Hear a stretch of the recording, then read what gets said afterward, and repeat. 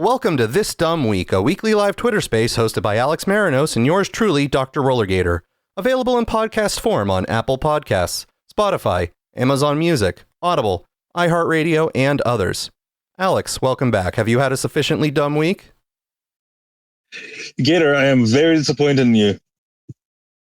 I apologize. I don't understand. I understand that you're upset, and now I'm assuming that you're upset over the bricks and minifigs story. How did we miss this, Gator?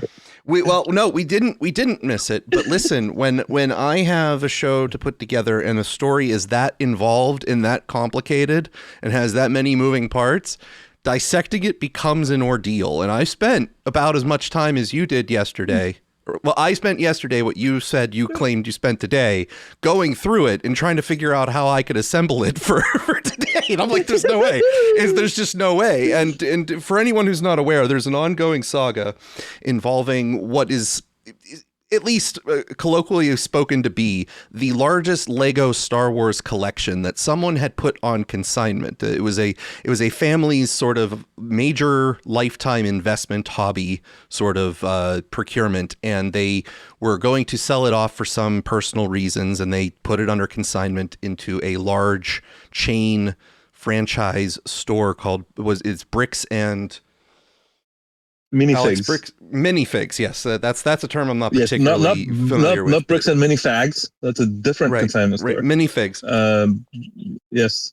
And the shortest version that you can tell is that the owners of the franchise were selling the consignment largest, very pricey Star Wars unopened box old collections, and hundreds of thousands of dollars worth, and the store itself was in debt and wound up being taken over sort of hostilely by a new franchisee who no longer wants to honor the consignment, and so these people are fighting to get their property back plus any money for what was sold, and it became this wildly entangled, like, four-party the thing legal is, fiasco. Yeah, the reason Gator can't explain it is because this is just like the first layer. Like, Gator, here's what I wrote.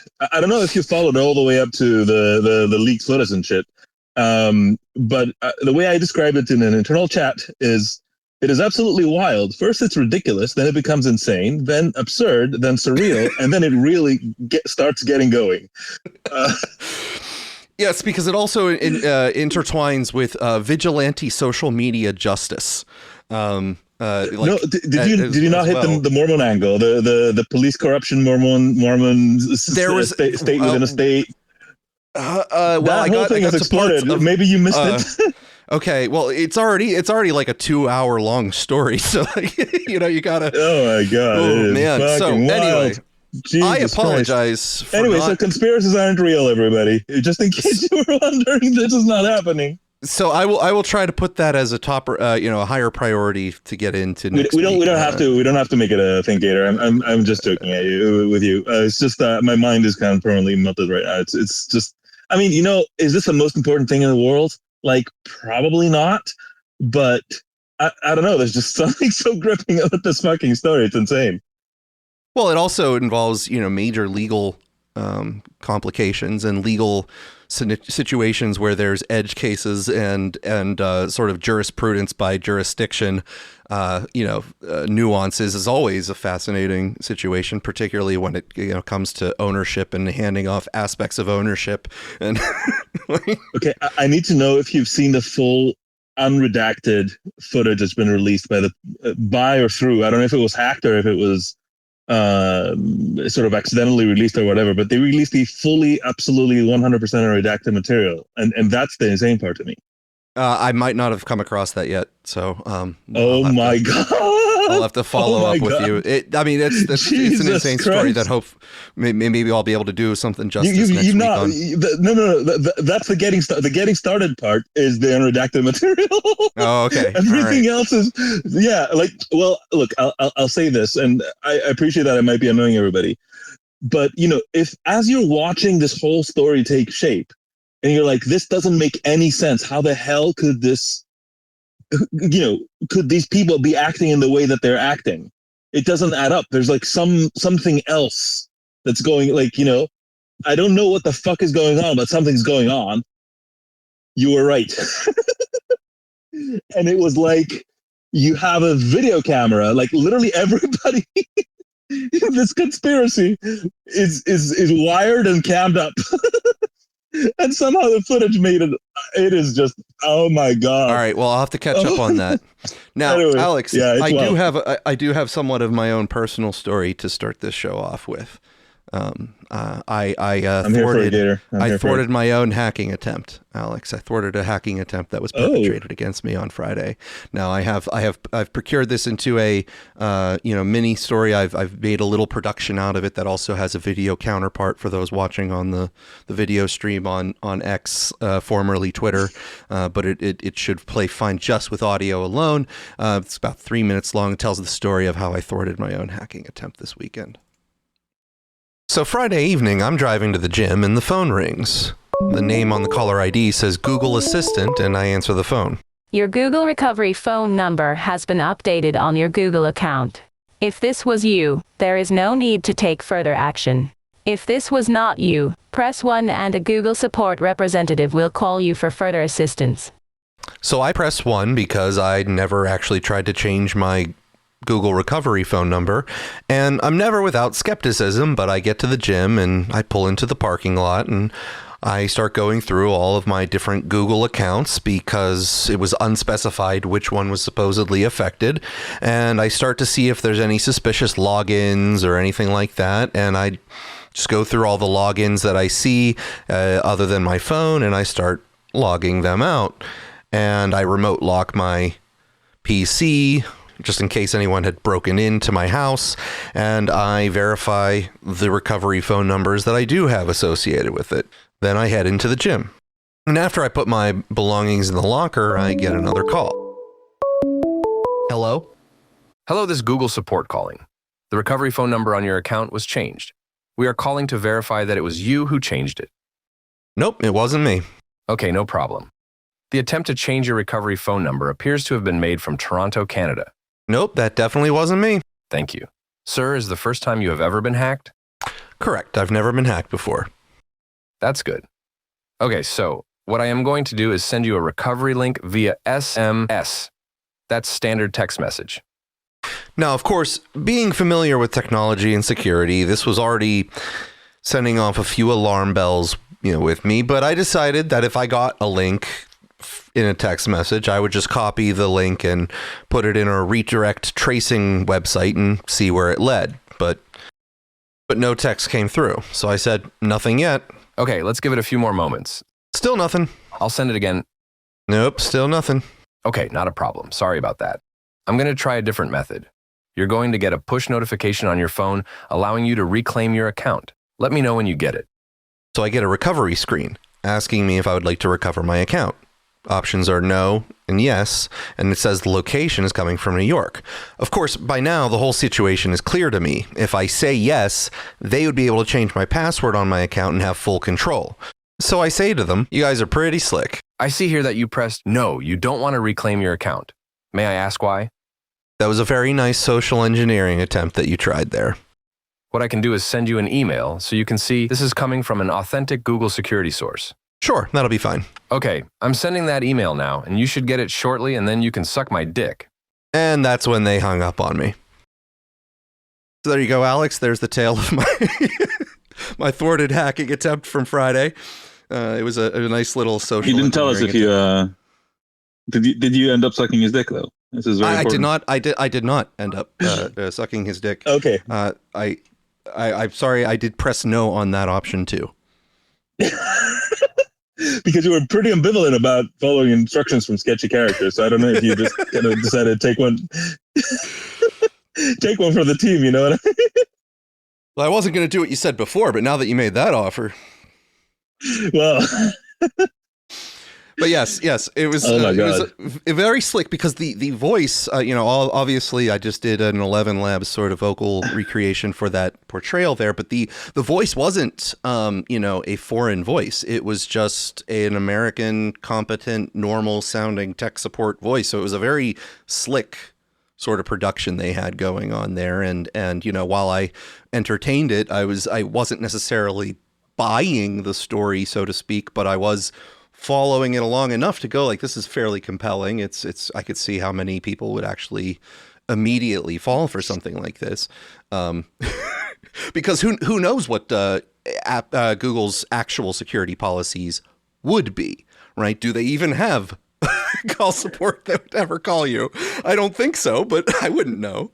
If you have a business account, was this related to an account by your personal name, or was this the Dr. RollerGator related? It's on a long-standing account, the personal account that I've had since they actually started Gmail. So. Oh, okay. We must be in the same class.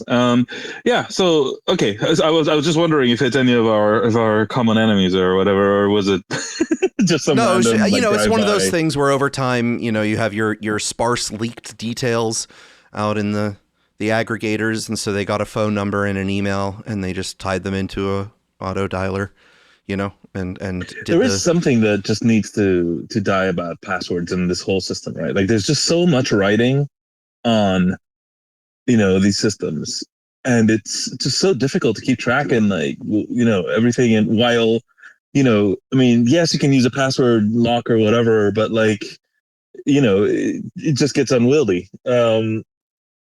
And the more complicated you make it, the more likely you're to miss something as well. Well, as far as sniffing out the ruse goes, in order for someone to have changed the recovery password, which was the angle that they started with, that my recovery password had changed, someone would have had to have had a successful login attempt. And, my password is fairly, secure. Of course, always it could, something could leak somehow through some mechanism, but I don't reuse that password's not reused anywhere, certain levels of security like that. But I did check the logins, and there was no logins that I could identify that were recent that I couldn't identify. So the probability that someone had successfully actually logged in and changed the phone number, recovery phone number, were very slim. So I was already suspicious with the process, but I always entertain these things just to see what the full ruse is. In fact, there's a pressure cooker salesman thing where they try to get you to buy bulk vacations. I don't know if you've ever gotten these solicitations where you go to these presentations and they try to send you this bulk vacation package. But if you succeed and survive their pressure cooker, you used to get like a free fire tablet. And so I had collected like 3 fire tablets by going through the pressure cooker several times just out of boredom. Oh, God. I remember as a very young child, I must have been like 11 or something, very young. My aunt sat through a timeshare pressure cooker pitch to get us a free ticket to Disneyland. Nice. The one in Orlando, anyway. Okay. But I had no idea what was going on. Only after the fact, I've reconstructed the situation and realized what she was doing. You do not fuck with my aunt. The guy had no idea what he was dealing with.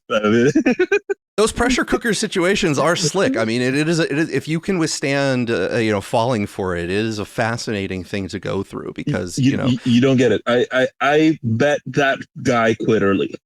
Stop the presentation early. There's no. Okay. All right. So there's no way gave him a hard time. Just come. Oh, I don't know how to explain this. Point being, we went to Disneyland. Whichever one's in Orlando, anyway. I don't know. I don't remember which one's land and which one's world, but you get the point. Yeah. World is. I'm aware of California. Well, right. All right. Okay. Moving forward to the real stories of the week outside of, story time with Gator here, Alex, I want to bring you first and foremost my absolute favorite story of the week. It's not the most important story of the week, but it is the funniest, in my mind, story of the week. Imagine going to vote in a very important race. But when you look at the ballot, there are 2 candidates with the same name from the same party. It'd be a little confusing, right? Well, that's exactly what's happening in the crucial Alaska race that could ultimately decide control of the United States Senate. Incumbent Republican Senator Dan S. Sullivan is up for re-election. And there's an 11th hour ad also running as a Republican, and his name is Dan J. Sullivan. The only differences on the ballots will be their initials. And that could have enormous ramifications because the state has an open primary where the top 4 vote getters all advance to the November election. Republicans fear that both men could end up in the final 4 and effectively split the vote, handing the election to the Democrats' well-funded candidate, former Congresswoman Mary Peltola. The challenger, Dan J. Sullivan, did not respond to our many calls about his campaign bid, but he just gave an interview to his hometown newspaper saying, quote, "I have every right to stand up and do this," and he called himself a, quote, "pragmatic Republican centrist." I caught up exclusively with Senator Sullivan, who accuses Democrats of being behind all of this, something they firmly deny. Dan Sullivan. Yeah. You're running against Dan Sullivan. Well, we'll see. Schumer has said his path to the majority leader, the ultimate power for him, runs through Alaska, flipping the Alaska seat. It's not my seat, it's the people's seat. So I'm running against a former 2-term liberal Democrat congresswoman named Mary Peltola. Okay, she was fired by the Alaska people in her re-election in 2024, primarily because she was ineffective. I think the Democrats saw, hey, geez, Dan Sullivan's got a great record. Their opponent, Peltola, doesn't have anything. Dan Sullivan's got a real strong vision for Alaska. She doesn't. Schumer doesn't.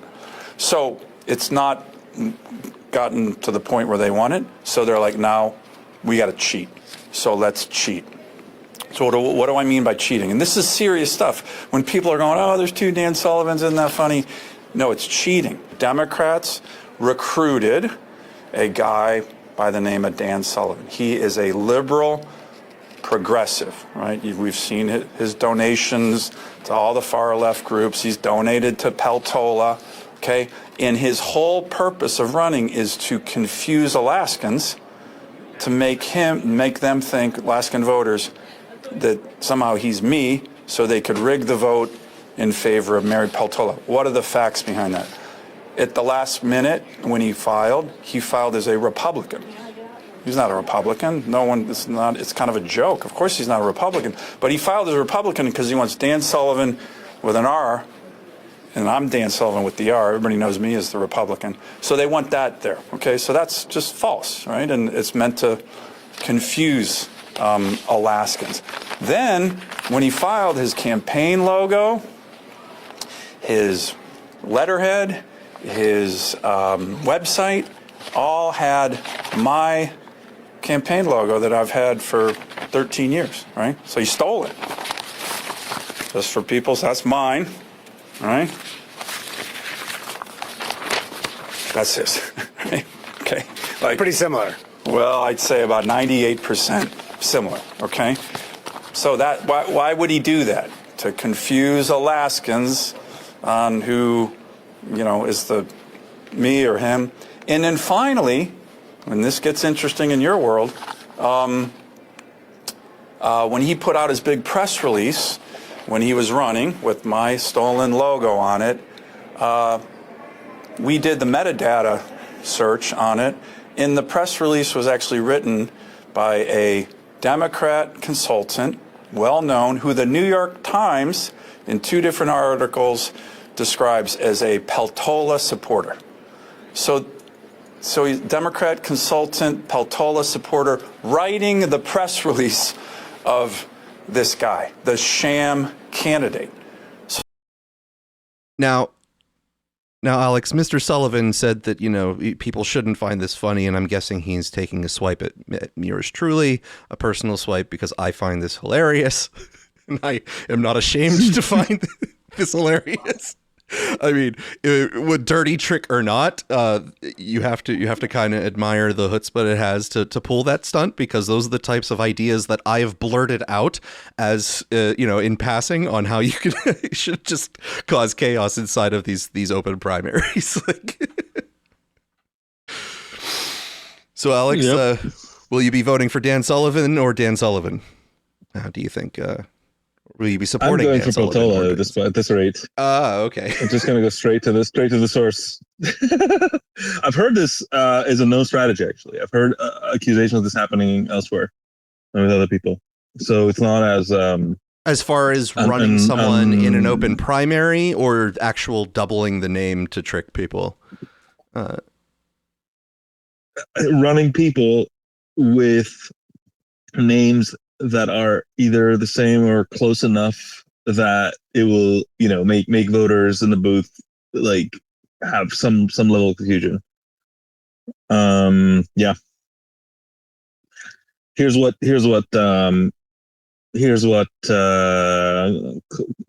Claude says. The clearest recent U.S. example is Florida's 2020 ghost candidate scandal. In Miami area state Senate race, Democrat Jose Javier Rodriguez, give me a break, lost by 32 votes to Iana Garcia, founder of Latinos for Trump.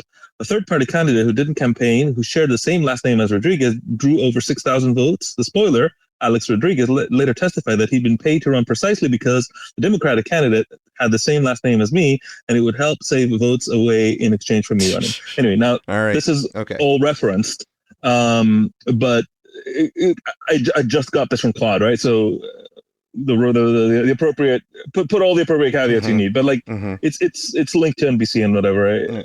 I having heard of this before and seeing the details here. This is a known strategy. But think about it, right?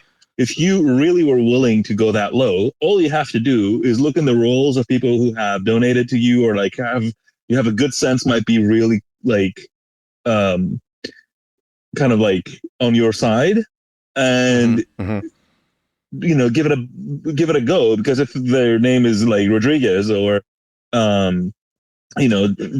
what's his name, Dan Sullivan. Dan Sullivan, sir. Dan Sullivan, fairly, it's not exactly Dave Smith, but that's going to be a fun one. There was also apparently a mayor in Alaska, somewhere in Alaska, named Dan Sullivan. So there's apparently multiple Dan Sullivans. And so, like Slim Shady once said, will the real Dan Sullivan please stand up? That's right. That's right. Well, all right. So that takes care of my favorite story, even though it might not be the most important. Well, I guess to some people, if they feel that the balance of the Senate is the thing that they care about the most this year, that might be one of the most important stories. But since I just sit back and watch what unfolds and live my life. It's okay. Don't worry. The balance of the Senate is going to go the other way, regardless of Alaska. But anyway. All right.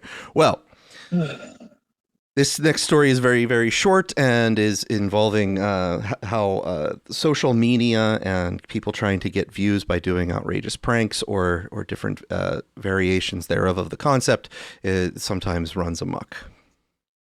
YouTuber now banned for life from all Six Flags parks, including Magic Mountain, after a roller coaster stunt in Ohio. Yeah, check this out. Alan Farrell tried to eat 10 chicken nuggets while riding Cedar Point's Millennium Force, topping 90 miles an hour.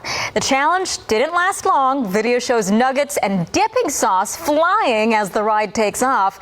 Park officials say the stunt broke strict safety rules. Loose items, including food, aren't allowed because they can be dangerous. If a week ago you would have told me that a 10-piece nugget would have made national news and a lifetime ban, I would have looked you dead in the face and said, "What is wrong with you?"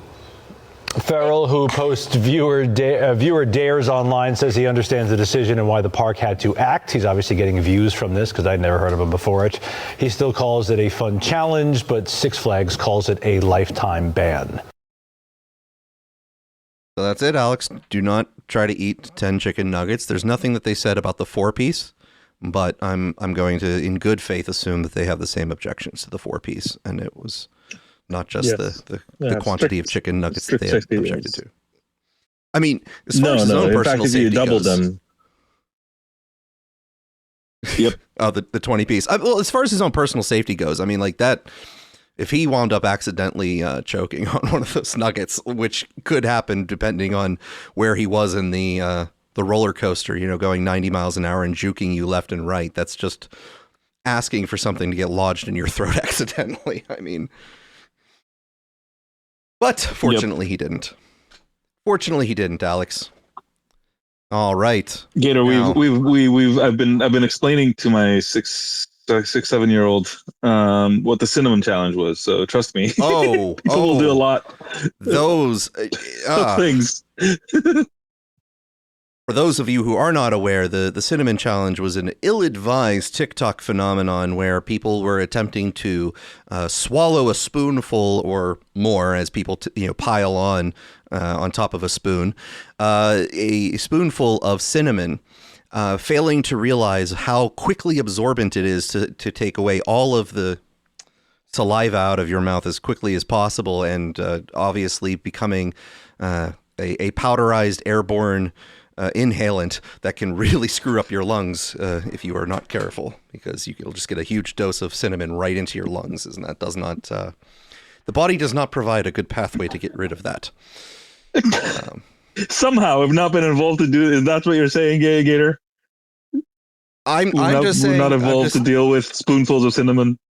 Not yet. Now listen, evolution is an interesting thing, and adaptive changes in a species can occur over time, and so perhaps TikTok is the thing that puts adaptive pressure on those people.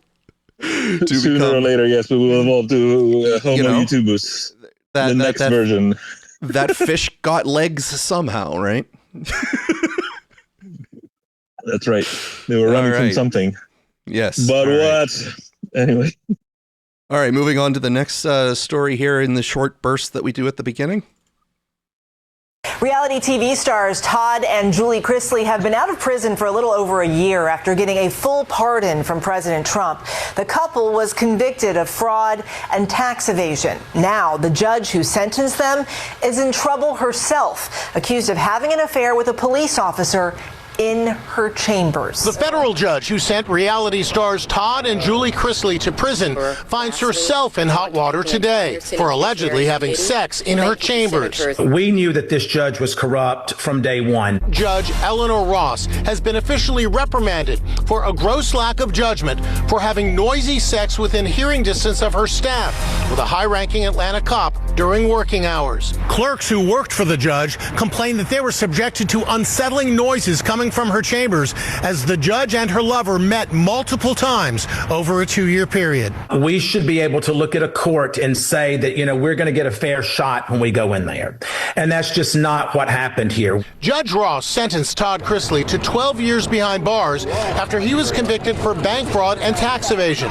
His wife Julie got 7 years, but President Trump pardoned them in 2025. Your parents are going to be free and clean. Todd Chrisley says he is outraged by the judge's actions. She has lied under oath to investigators and said she was not having the affair. It wasn't until 11 days later, when text messages had been received and that they had reviewed the footage there in the courthouse, that she came clean and said, okay, yes, I was having this affair.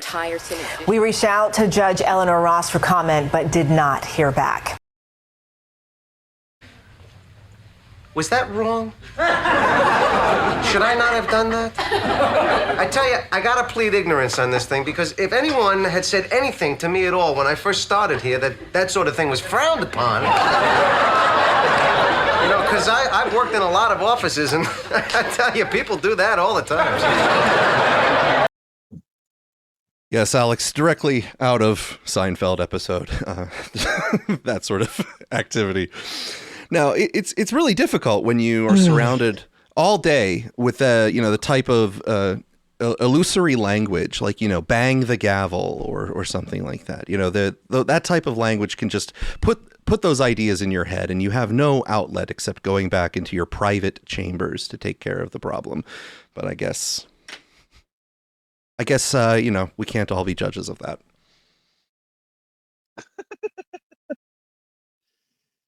Was this like some situation where the judge was taking care of things, and then the door opens, the defendant comes in, says, "Judge, I've been a bad girl."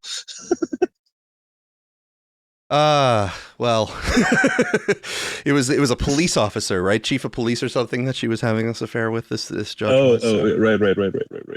So the scandal was a little bit thicker. But, I see. Yes. All right, Alex.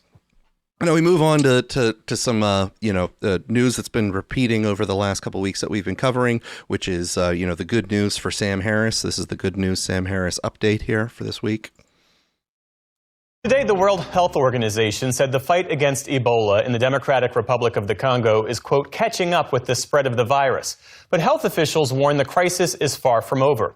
More than 340 cases have been confirmed, and the outbreak has crossed into neighboring Uganda, worsening the challenge of containing the deadly disease in a region already riddled with conflict, displacement, and strained healthcare systems. To get a view from the ground, we turn to special correspondent Chris O'Shamringa in the DRC's capital, Kinshasa. And to give you a sense of the scale of the challenges moving about the DRC, Kinshasa is about 950 miles from the epicenter of the outbreak in the country's northeast. That's roughly the same distance between Jackson, Mississippi and Washington, D.C. Chris, thank you for being with us. Bring us up to speed. What do we know about the scope of this outbreak right now and how concerned health officials are about it? Well, health officials in the Democratic Republic of Congo are struggling to contain this outbreak that has spread rapidly since it was declared on May 15th.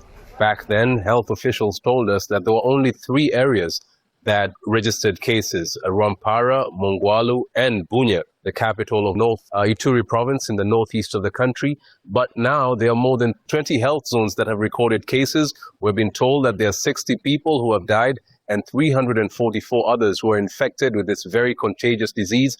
Last week, many health facilities there were overwhelmed by the number of people who were brought in with suspected cases. They had to turn away some people because they didn't have enough beds. So there was an appeal that was made, and the international community really came to the rescue of authorities in the DRC. Millions of dollars have been raised. We've seen medical supplies being airlifted to Ituri province, the epicenter of this outbreak. People have set up new treatment centers, and they're now trying to scale up the response to this outbreak before it claims more lives. Jeff? Setting up these new treatment centers containing Ebola is in many ways a race against time. What are the biggest obstacles health workers face in identifying cases and tracing contacts and stopping transmission? Well, one of the major challenges that they're facing is that this outbreak has occurred in an active conflict zones. There are lots of rebel groups in that area, Ituri. There are Codeco, there's Allied Democratic Forces, Zaire, and a number of other militia groups that have been attacking civilians, forcing them to flee to displaced camps. And these are crowded camps where people are crammed together. They cannot keep a social distance, and that's a fertile area for the spread of infectious diseases. So health workers are very concerned about the continuous violence in the east and northeast of the DRC, where there are a number of rebel groups. This outbreak has also been recorded in another part of the DRC, in the eastern part, where there are rebels known as M23 who are controlling large swathes of that area. So it's very difficult for health workers to carry out contact tracing, which is a very important element about containing this Ebola outbreak. It's about tracking people who came into contact with those who have been confirmed to have Ebola, and it means moving from one place to another. That can only be done when there's peace in that area. So the DRC government and international partners have been appealing to all the warring parties, the militia groups in that area, to cease fire so that health workers can be able to reach out to these patients and provide treatment so that this disease does not spread further. Jeff? Okay, Alex, so that is the update for the good news for Sam Harris. He might actually, if this continues, get some sort of global lockdown policy that he loves. Maybe some forced vaccination, mandatory vaccination policies. It's looking up. It's looking up for him. I believe he's been getting a lot of attention this week again because he decided that it's not just COVID he won't debate. Oh, what else? What will he not debate? Is that anything with anyone? You have like 3 guesses. I don't know, maybe with one anyone? Guess. Because I'm pretty sure that perhaps the topic this week has anyone. Well, sort of, because yes, it is Israel. Of course, it's Israel. But he kind of said, "I'm not going to debate it until the opponents bring me good evidence, which you could do at my paid community or something along those lines," which kind of makes it really confusing. It says, but if you think I happen to be wrong, even about something important, especially about something important, I encourage you to keep showing up with better evidence and arguments. This, after all, is what real intellectual and moral community is for. But where did he specify where you should show up to? I think by the implication from the person who wrote this is that it was in his own private paid community. Oh, the paid community, but not like, not like his, pantry or something when he's having some scones in the morning. No, I tried that. He called the cops. Oh, okay. All right. Well, that's all right. I'll get you a good attorney. I know several. Thank you. I can help you out there, sir. All right. Well, somehow I don't think you're joking about that one. that aspect. No, I'm not. Now, Alex, it's Pride Month, and if you recall, last Pride Month there was a monkeypox outbreak that we were dealing with, and they had changed the nomenclature of monkeypox to make it less triggering for people and putting less of a stigma on having monkeypox, and so now they've called it mpox. Do you recall? That is now called mpox and it is not monkeypox. And that last year that we had a little bit of an outbreak that was baffling. Is that why it was named after the song? Pox. Sorry. You got the duck one. You got the duck for that, Alex. Thank you. Well, thank you. I work hard for this ducks, man. We don't yet have an outbreak, but we do possibly have the precursors of a potential outbreak again of the mpox during this Pride Month. Tonight, 2 scientists are facing federal charges in Detroit for allegedly smuggling vials of deactivated mpox virus into the U.S. from Africa. The scientists who work at a government lab in Montana were stopped at the airport in Detroit in January.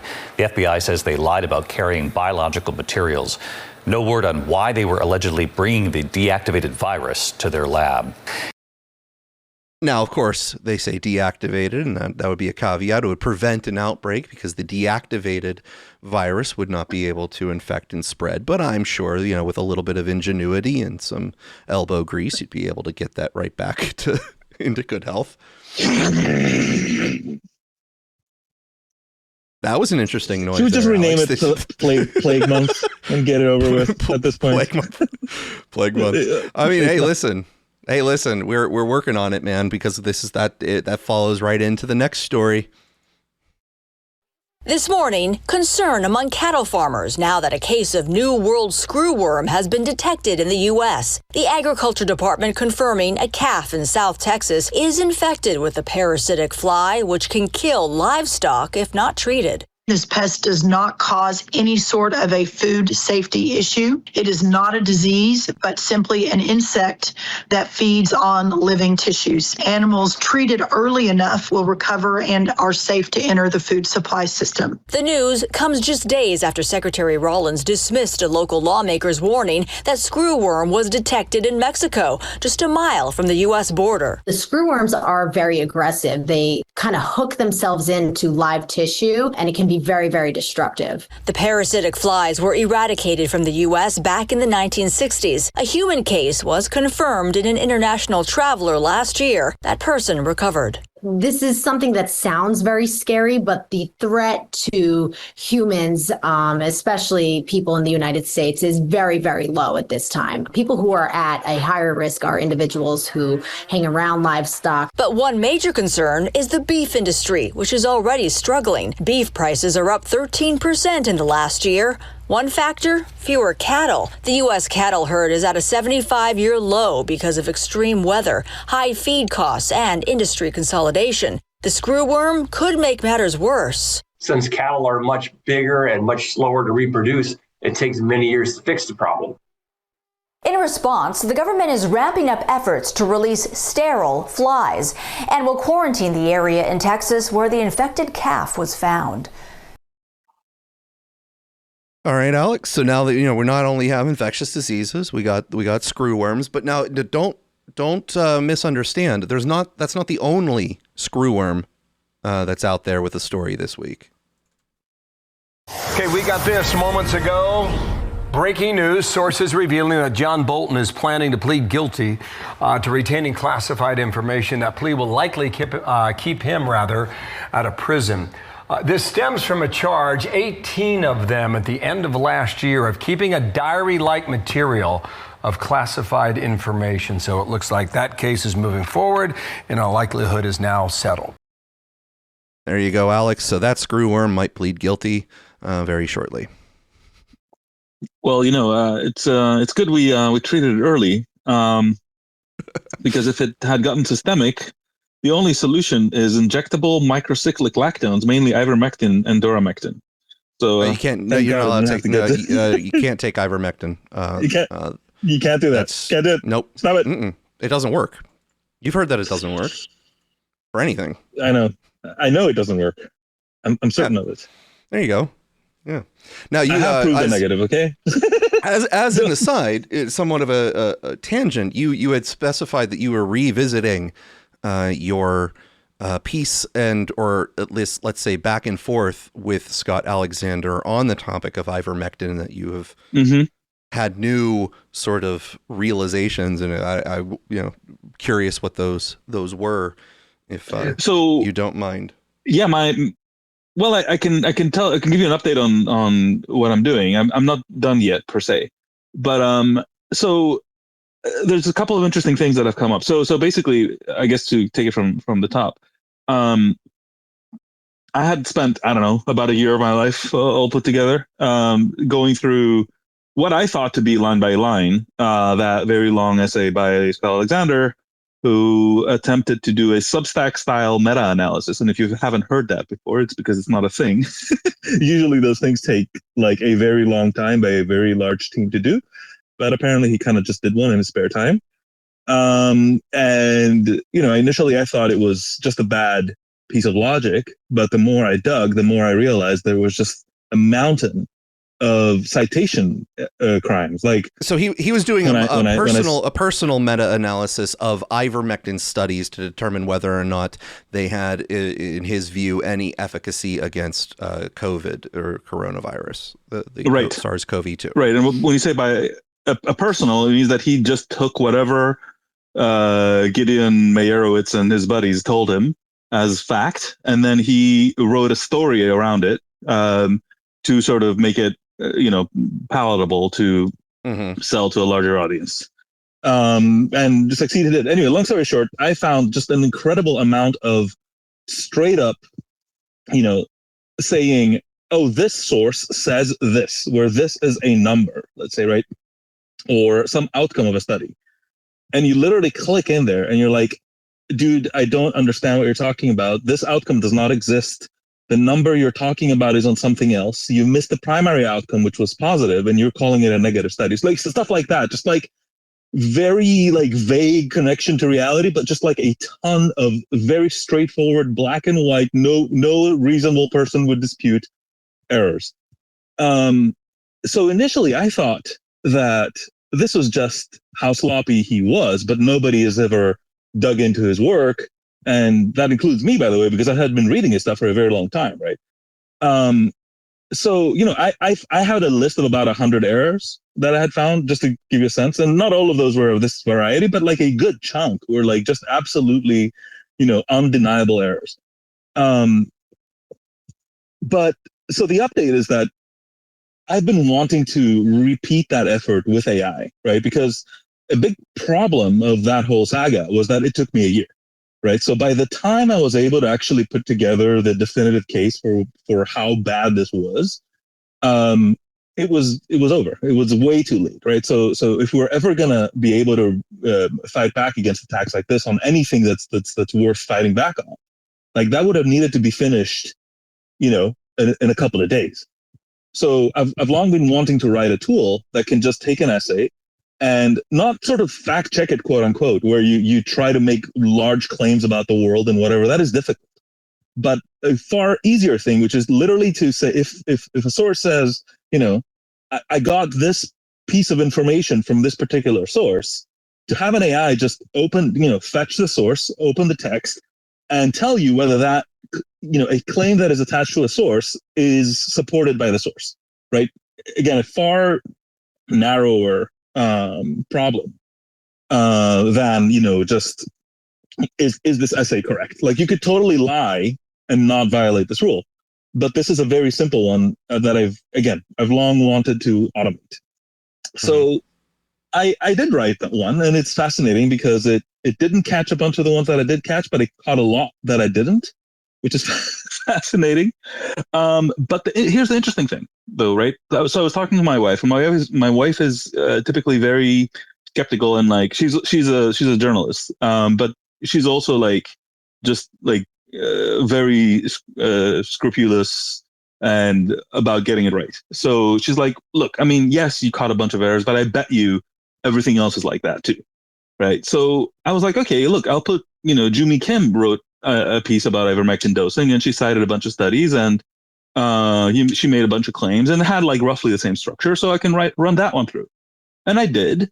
And, after going through like some false positives or whatever, there were like 2 statements left in a 4,000 word piece that were not false, but, it thought they weren't, they went beyond what the exact text allowed you to say, so they were overclaimed, to some extent. And I know why Jumi said that, and there is additional evidence that, had she been pushed on, she could bring it on, but whatever. Fair enough. So she had 2 errors in 4,000 words. For Scott Alexander, it found like the equivalent of, was it 10 or 20 times more density of errors per 100 words or something. So I was like, okay, well, that's really weird. Okay, now we know that it's not just any careful person would end up with this large amount of errors. So then I started putting through other long essays that Scott Alexander has written about scientific stuff, and is citing a bunch of scientific studies. And the crazy part is they came back with the same density of errors as Jumi's piece did. So this ivermectin thing is anomalous, even with his own work, is what you're saying. That it's. This is how it appears to be right now. I don't have final conclusions, but this is a surprise to me, because my premise was, I bet you all his stuff is shit like this, to put it very, very bluntly. But the surprise is no, it isn't actually, or at least, again, I have checked 5, right? I probably need to check 100.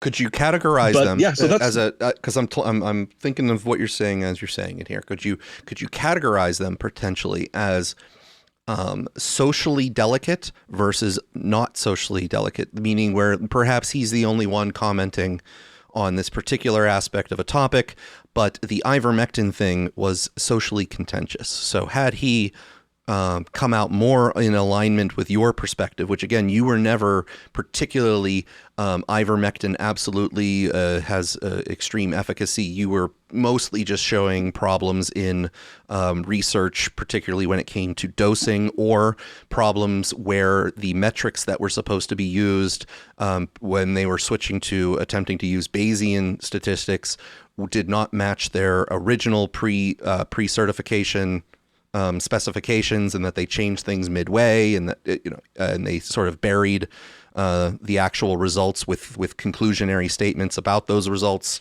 etc. That was your focus more. But had Scott Alexander become, expressed more alignment with your side, he would have been socially punished for coming out with such a thing. Well, that's the thing. This is what you need to distinguish, because there is socially punished within his narrow group of rationalists versus socially punished by society at large, because he will write things about like heritability and IQ, with far more care than he will write about ivermectin. So it's even though I have the reason I thought more of his stuff was junk, because I did check a little bit more by hand, and some of his stuff on that particular topic I just mentioned was about as poor. So, but when I sort of ran my automated pipeline against it, it came back that he was doing fairly okay work. I don't know. Again, this is all preliminary, but again, you're only checking to see if the sources he referenced match the claim about what they reference, right? You're not going any Exactly. further than that.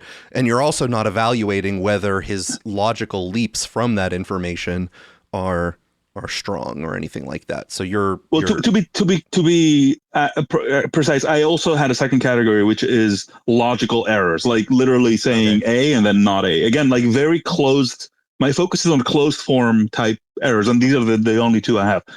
Just to be extremely clear, but they're both in the same, like, you can totally mislead, lie, cheat, steal, whatever, without making an error this blatant. Like, this is the absolute bottom level standard. Like, you just, if you can't clear that threshold, never mind anything else. Anyway, I'm just sort of giving the update as you're telling me about it, because it's something surprising that's on my mind, which is that it seems that for some reason that particular essay was just particularly bad.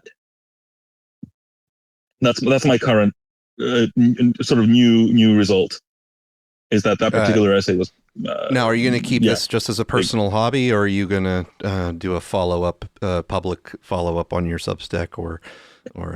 I want to. I'm not committing to it because I know me, so it might fall by the wayside. But my plan is to 3D printer and then throw it aside. Look, this morning I was having Claude create a 3D model of a rollamite for me. A what? A rollamite rotary bearing. So let's just say I have diverse interests, and AI is not helping me in that sense. Gotcha. All right. Well, Alex, but I do hope I have something, and I will bring it here as well if people are interested. And if you're interested, I'm more than happy to. Look, I will say one thing, which is that I have a firm belief that if we are to have a public space where we can even pretend to have conversations that matter, and people sort of can spend time debating and discussing and whatever, trying to like beat other people's arguments and whatnot, without being overwhelmed by just junk. There needs to be some sort of a track record, right? Like the big problem we have right now with pundits is that they literally put zero thought into, will the thing I'm saying today come back and bite me tomorrow? I'm shocked to hear this, Alex. You're breaking extraordinary ground here. This is true. Wow. I know it's counterintuitive. I know you don't believe it, but it's real. Trust me, bro. Anyway, yeah. So if the world might not believe me about like ivermectin or like whatever, right? Like any particular topic, I might win or lose. But I think if I'm able to have any sort of impact, I would prefer it to be on the meta of bringing together some kind of technology that allows people to hold others to account for the things they've said. And that doesn't mean you can never change your mind, right? But you should say, I am changing my mind. Do not proceed as if nothing happened. For example, Scott Alexander, the situation right now is as follows, right? He shot on ivermectin. He literally said the people who went for it were bamboozled by pseudoscience. Okay. In his pretty much his next article, he was shilling for fluvoxamine, another alternative treatment for COVID that was being promoted on far thinner evidence actually than ivermectin. Then the FDA rejected it. Then he kind of quietly somewhere said, "Yeah, I guess we were both wrong." But okay, so what's the deal? Like, you promoted something that you admitted was wrong. Other people promoted something that you believe was wrong. But somehow you continue to push your own sort of. Well, it's the Sam Harris rubric. He was right for the wrong reasons. Right. I mean, in the ivermectin piece, he literally says that he is tracking people who speak about scientific matters, and even the people who he doesn't detect to be usually lying or something like that are also agreeing that ivermectin doesn't work. And it's like, so. What are we? So now I have to trust what your list of people who aren't usually lying based on what? That's okay. That's what we're using for evidence here. Anyway, long story short, I would like to. It's really meaningful for me to be able to put something like AI to this task. Also because for sure AI is going to create a lot of junk and noise. And so even just for balance, surely we have to use it to clean up at least a portion of it. Well, moving forward, Alex, because we got a lot more things that we're going to cover today, there is a new drug hitting the streets that is gaining in popularity or becoming a replacement for other drugs that are popular already that people are unaware they are taking, and it is having deleterious effects on them. A substance that is crowding emergency rooms in other states is showing up in the drug supply in our area and across North Carolina. It's called metatomidine. Scientists at UNC's Street Drug Analysis Lab say that it is addictive and the withdrawal symptoms can be deadly. WRL's Heidi Kirk shares their warning and what's being done to slow the spread. The scars on her hand serve as a physical reminder of past addiction. I've gone through a lot in my life, and I mean, there's good parts, of course, but it's just been a lot of bad, and I kind of use the drugs to numb everything. Alexis West says almost losing her hand was the wake-up call that led her to Edgecombe County's emergency paramedic program and eventually to the street drug testing that saved her life. These things, you don't even know what they are. You think you're doing one thing, and really you're doing another. Edgecombe County sends samples to UNC's Street Drug Analysis Lab, where they are tested and then the results are returned. West says the fentanyl she thought she was taking was often mixed with other substances. You don't even know what they are, what you're reading. Half of the names you can't even pronounce. One of the latest substances to show up in the lab is metatomidine, a dangerous sedative that scientists say started circulating in North Carolina in 2022. This is a sample from Tarboro, North Carolina, found in April. And you can look right here. They call it a messy brew. First on the list, metatomidine. It's a fraternal twin to a molecule called xylazine that we've had in North Carolina for a few years, just a few atoms different. Street drug scientist Nabarun Dasgupta says those few atoms make the difference, causing a severe withdrawal response. If someone stops cold turkey, there's a very good chance that they'll have a heart attack and end up in the ICU for a week. In states like Pennsylvania, emergency rooms are being overwhelmed by it.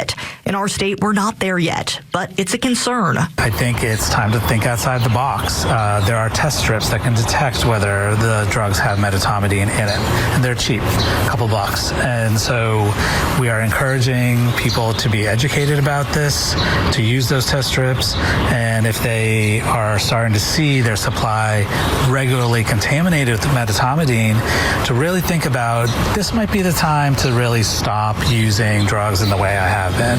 A substance sweeping through other states, now one of the top concerns in North Carolina. Heidi Kirk, WRL News, Raleigh.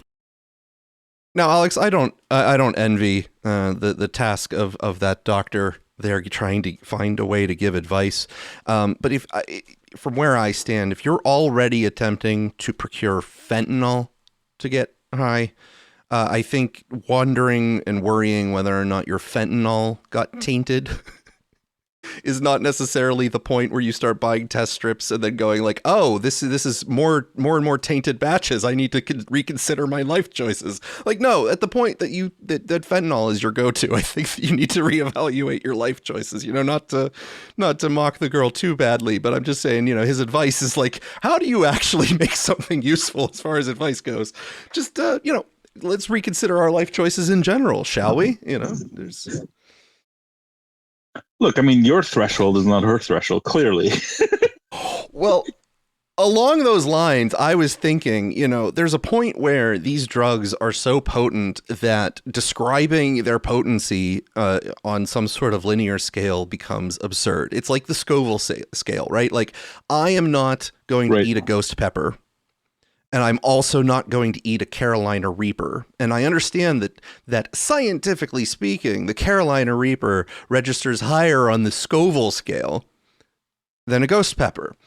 But if I were to eat either of those, I wouldn't be able to quantify the amount of screaming that I was doing in response to it. It was just pain, right? It's like and similarly, like if you're going to take fentanyl and you're going to take this other thing, it's like at some point you're just obliterated. So what's the obliteration scale? Well, you're not really sure. There might be scientific gradients to it, but it's not meaningful on the human scale. Look, I don't know how deep you want to get in this conversation, but, if the dark truth of the matter is that if you were to take pharmaceutical grade fentanyl and be a pharmaceutical grade fentanyl addict, I bet you could continue having a regularly functional life, and I mean that in a very broad sense. Challenge as opposed to people who do your own research, Gator. Yes, sir. Anyway, but as opposed to taking fentanyl laced with whatever the dealers can put in there, you may or may not detect because they want to spread their doses longer. That may make you feel like maybe you did have fentanyl, but it's not really fentanyl, but in fact it's just something else. So I think I'm gonna take the other side of this, and that how dimensional. Okay. Fair enough. What do you think about that? Fair enough, sir. And just so just in case you see some differences in next week's show as I try the fentanyl challenge. It's a little spoonful. Don't do the cinnamon challenge, but with fentanyl, though. No, okay? no. I won't do the cinnamon challenge. One challenge at a time. One viral test at a time here, sir. I mean, that will look. On the other hand, if you did, please film it, because that would be viral. Anyway. Oh, well. All right, sir. We're going to move on here now to somewhat of an update. Not an Ebola update. We've already done the Ebola update, but this is an update on the missing scientists, Alex. We have somewhat of an update. It's maybe not blow your mind away sort of an update, but we do have an update, and this is coming from the Law and Crime Network, who usually does a really good job at gathering the questions and the details that I find most useful to think about. This is one of the stories that when I was speaking to you all out there, you want to know more about. Let's talk about it, okay? This case. You have a hiker walking through Carson National Forest. Nothing out of the ordinary. And then they find something no one expected. Human remains. And next to those human remains, a handgun. Within days. The remains are identified as someone we've talked about before here on Sidebar, Melissa Casillas, an administrative assistant at Los Alamos National Laboratory, missing for nearly a year.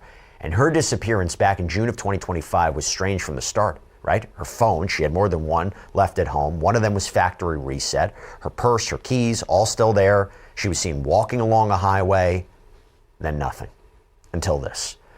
And this discovery is definitely going to raise a lot of questions. How did she end up 6 miles from her home in a national forest? Why was a handgun found with her remains? And why, according to her family, was she located in an area that had already been searched? Melissa Casillas wasn't a general. She wasn't a rocket scientist, but she worked at a lab that handles some of the most sensitive nuclear secrets. And her case became part of a much larger story, one that caught the attention of the FBI, the White House, the House Oversight Committee. We've been covering this story from the beginning, right? The missing scientist, the retired general who vanished, the theories that are out there. But you go back to Melissa and what this development is telling us, because according to the New Mexico State Police on June 26, 2025, she fails to show up for work at Los Alamos National Laboratory. She doesn't return home that night. Her husband, Mark, who also worked at the lab, according to NBC News, tells investigators she dropped him off at the lab earlier that day and said she was going to another location within the lab to complete a work task. But he says she never came back. Her family goes to the house. They find her belongings, purse, keys, identification, the phones, all left behind. Again, one of those phones, factory reset, wiped clean. Same afternoon, a family acquaintance spots Melissa walking eastbound on State Road 518. A highway runs through the mountains northeast of Taos. This is the last confirmed sighting of her. There's apparently surveillance footage of this. The state police launched an investigation. They don't rule out foul play, but a spokesperson says it could be that she disappeared voluntarily. And nearly a year passes, and we don't hear anything. And then you go to May 28th of this year. A hiker reportedly discovers human remains in the McAfee Ridge area of Carson National Forest. It's about 6 miles from Melissa's home, and a handgun is found alongside the remains. The Office of the Medical Investigator positively identifies the remains as Melissa Casillas, and which, by the way, I'm going to bring on Ashton Pack in a little bit to understand how they were able to confirm this was, in fact, Melissa, cause and manner of death. I have a lot of questions. But her family released a statement online, and it has some information in it that could be significant to talk about. I mentioned this before because it says, quote, "We confirm that the remains found in Rio Chiquito are Melissa.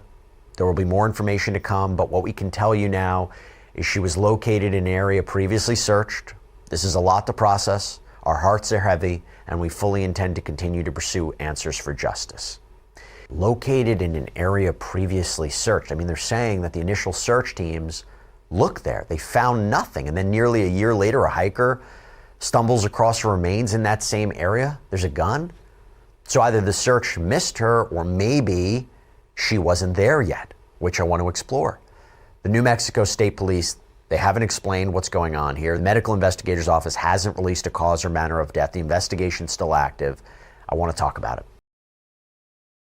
So there you go, Alex. There's the update for this week on one of the missing scientists. I think it's, obviously there could have been an area that was searched and these remains were somehow just missed. But I think that we might find some interesting developments along those angles coming forward. But I mean, the questions on that particular case, I know that the quantity of missing scientists and some of their relationships was, of interest initially. But I think at least in some of the individual stories, there's still enough questions to take the circumstance seriously, whether or not there was a major conspiracy for all of the missing scientists or not. Alex, I don't know if you had come across this story in the last week or not, but I'll be keeping track of any of the updates on these missing scientists to see if they. No, I had not. What's your current sense that this is meaningful or no? Well, I mean, listen, in the documentary Breaking Bad, the famous meth criminal Walter White had faked a fugue state in order to avoid the suspicion of some of his whereabouts as he was becoming a meth kingpin. But that was, you can't trust a documentary to not have some bias, and so maybe. Yeah. So I mean, listen, if she's working and she just leaves work and then listen, there's always the chance that someone had a mental medical episode and they weren't. Maybe they hadn't slept in days and they were going a little bit wonky and they literally just sort of wandered off as their brain went on a different tangent or something. But the questions really do get raised. Now, I didn't know this person personally, so I couldn't tell you what was going on in her life at the time that could have added stress or literally made her want to disappear without a trace or something. But go ahead. Yeah, no, the thing that I've been watching this extremely sort of low quality but high production value series recently. I don't know if you've ever watched it. The Blacklist, has that crossed your radar? James Spader being smug in that is correct. That is correct. Okay. Yeah, that is the entirety of the show. Right. I have not watched the Blacklist itself. I think I've seen an episode, but. Anyway, whatever. It's enjoyable for late in the evening when you put the kids down and you're brain dead and you just want to watch something amusing for a couple of hours. Like as I watched this and I just a bunch of other things throughout. Somehow in my brain the thought sort of congeals that like we just have a lot of normalcy bias, right? Because if you were a secret agency and you did need to get rid of somebody, or if you were some like quasi para state actor, whatever, right? And you did want to, I don't know, like falsify something, get somebody disappeared, whatever it is you want, get somebody across the border, whatever. The stuff you would need to do, especially if corruption is involved, right? Would look, if somebody caught a whiff of it, right? It would look like some sort of insane conspiracy. Mm-hmm. But everybody you interact with, if you try to explain this to somebody else, it's like, I think there was this woman here and then I saw her dead over there. And then I went the next day to see her body and it had disappeared, like something. you just kind of quote unquote sound like a crazy person, right? And basically the whole system is based on the assumption that these things really kind of don't happen. You know what I mean? Mm-hmm. So every single interaction you're going to have with people in your life, officials, the news, people at work, whatever, it's all built on the assumption that things broadly work as they're supposed to. And so that by itself provides cover for people who want to hide shit. You see what I mean? Like, they can rely on that fact. Once they know that that is the law of, interaction of humans, they can do some pretty crazy shit. And they know for a fact that everybody who comes across some part of this elephant, the ears, the nose, the tail, whatever, they're going to go out of their way to explain this away. They're just not going to be like, oh, look, this is a body and it's missing or something. I wonder if somebody took, the sort of locally obvious but globally implausible hypothesis. Like that, we have been trained to look away from that. So, I guess what I'm saying is well, I think the component of that you're sort of tugging at is a social pressure, in that nobody wants to necessarily be the person to stick their neck out with an idea that may not pan out, because then you feel stupid for having uttered a sequence of thoughts and given it even a plausibility value. If it turns out to not be the case, the fact that you were, let's say, hedging or weren't necessarily saying that it was the most plausible or the most likely idea, no matter what your hedges were, the fact that you gave it something higher than zero because it in eventuality turned out to be zero is something that most people, I think, are afraid to do out of a sense of embarrassment. And not to say that it's the same phenomenon as the woke cancellation days, but a sense of being intellectually canceled, not taken seriously as a thinker or a person because you've made this mistake in the past. I think there's a great deal of pressure that people feel when it comes to that. So nobody wants to be the person to stick their neck out with an odd theory or something. Mm-hmm.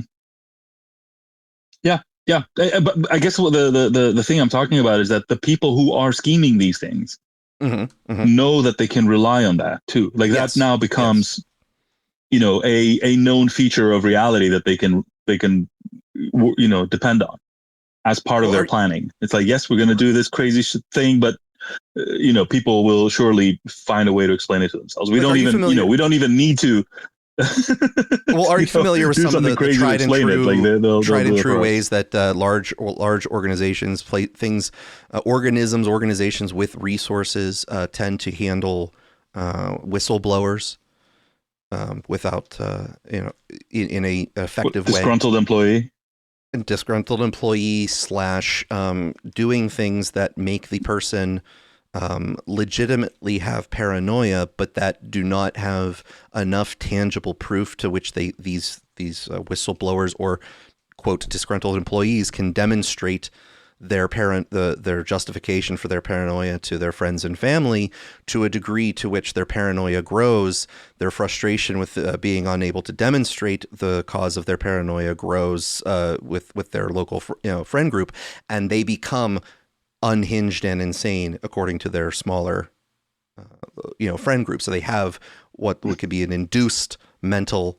health event that therefore discredits the things that they are saying by proxy, because now they are just the things that they're saying can't possibly be true because they are nuts. Right. They have people follow you, but then how are you going to prove that somebody's following you? For example, yes. Right? Stuff like that. You're saying follow you for no purpose other than to follow you, to make you feel that like you're being followed. Right, and that's a perfect way of building that sort of sensation in people. Sorry, this is somewhat unrelated, but I guess in the same genre. I was thinking today, if you were a secret agency of intelligence, whatever. You know how they never release information because it would, their common excuses, sources and methods. Mm-hmm. Right. Oh, we can't tell you what happened there because that would reveal our sources and methods. but they have access to every police investigation ever, right? To any degree they want, because they are the secret agencies of the state, right? They can sure. Look, so they can see any petty criminal ever. Like, what have they tried and what worked until it didn't work or whatever, or that's their R&D department. They can literally look at any crazy hack of the system that somebody tried to do. That's all sources and methods, Right. Yeah, I see what you're saying. And they can be like, that's a good one. Hey, we can you know what? I see a lot of problems. It's like they treat that as a VC meeting, Today I'm here to talk to you about using fentanyl, but actually, slipping in, blah, blah, blah, blah, and that could cause, blah, blah, blah. It's like, I like that idea, but I think you should check notes with this other case where they did this, I don't know. It's just wild to me how, like, once you start thinking about it that way, I don't even know what they have access to, but I'm just saying, like, every, somewhat interesting criminal has tried things out of desperation, and some of those end up working and are genuine backdoors to the system, like the Sullivan thing that you started with, right? That's something you could, if you had no scruples, you could totally do that. I mean, that's even plausibly legal, I think, right? There are a whole bunch of those things that we don't know, right? But they could collect them like 0 days. You know what I mean? They could be absolutely. I mean, write it down. You never know. You never know when it's going to be useful. Anyway, yeah. So I don't know. I don't know how this connects to the previous one, but somehow I think it's somewhat in the neighborhood.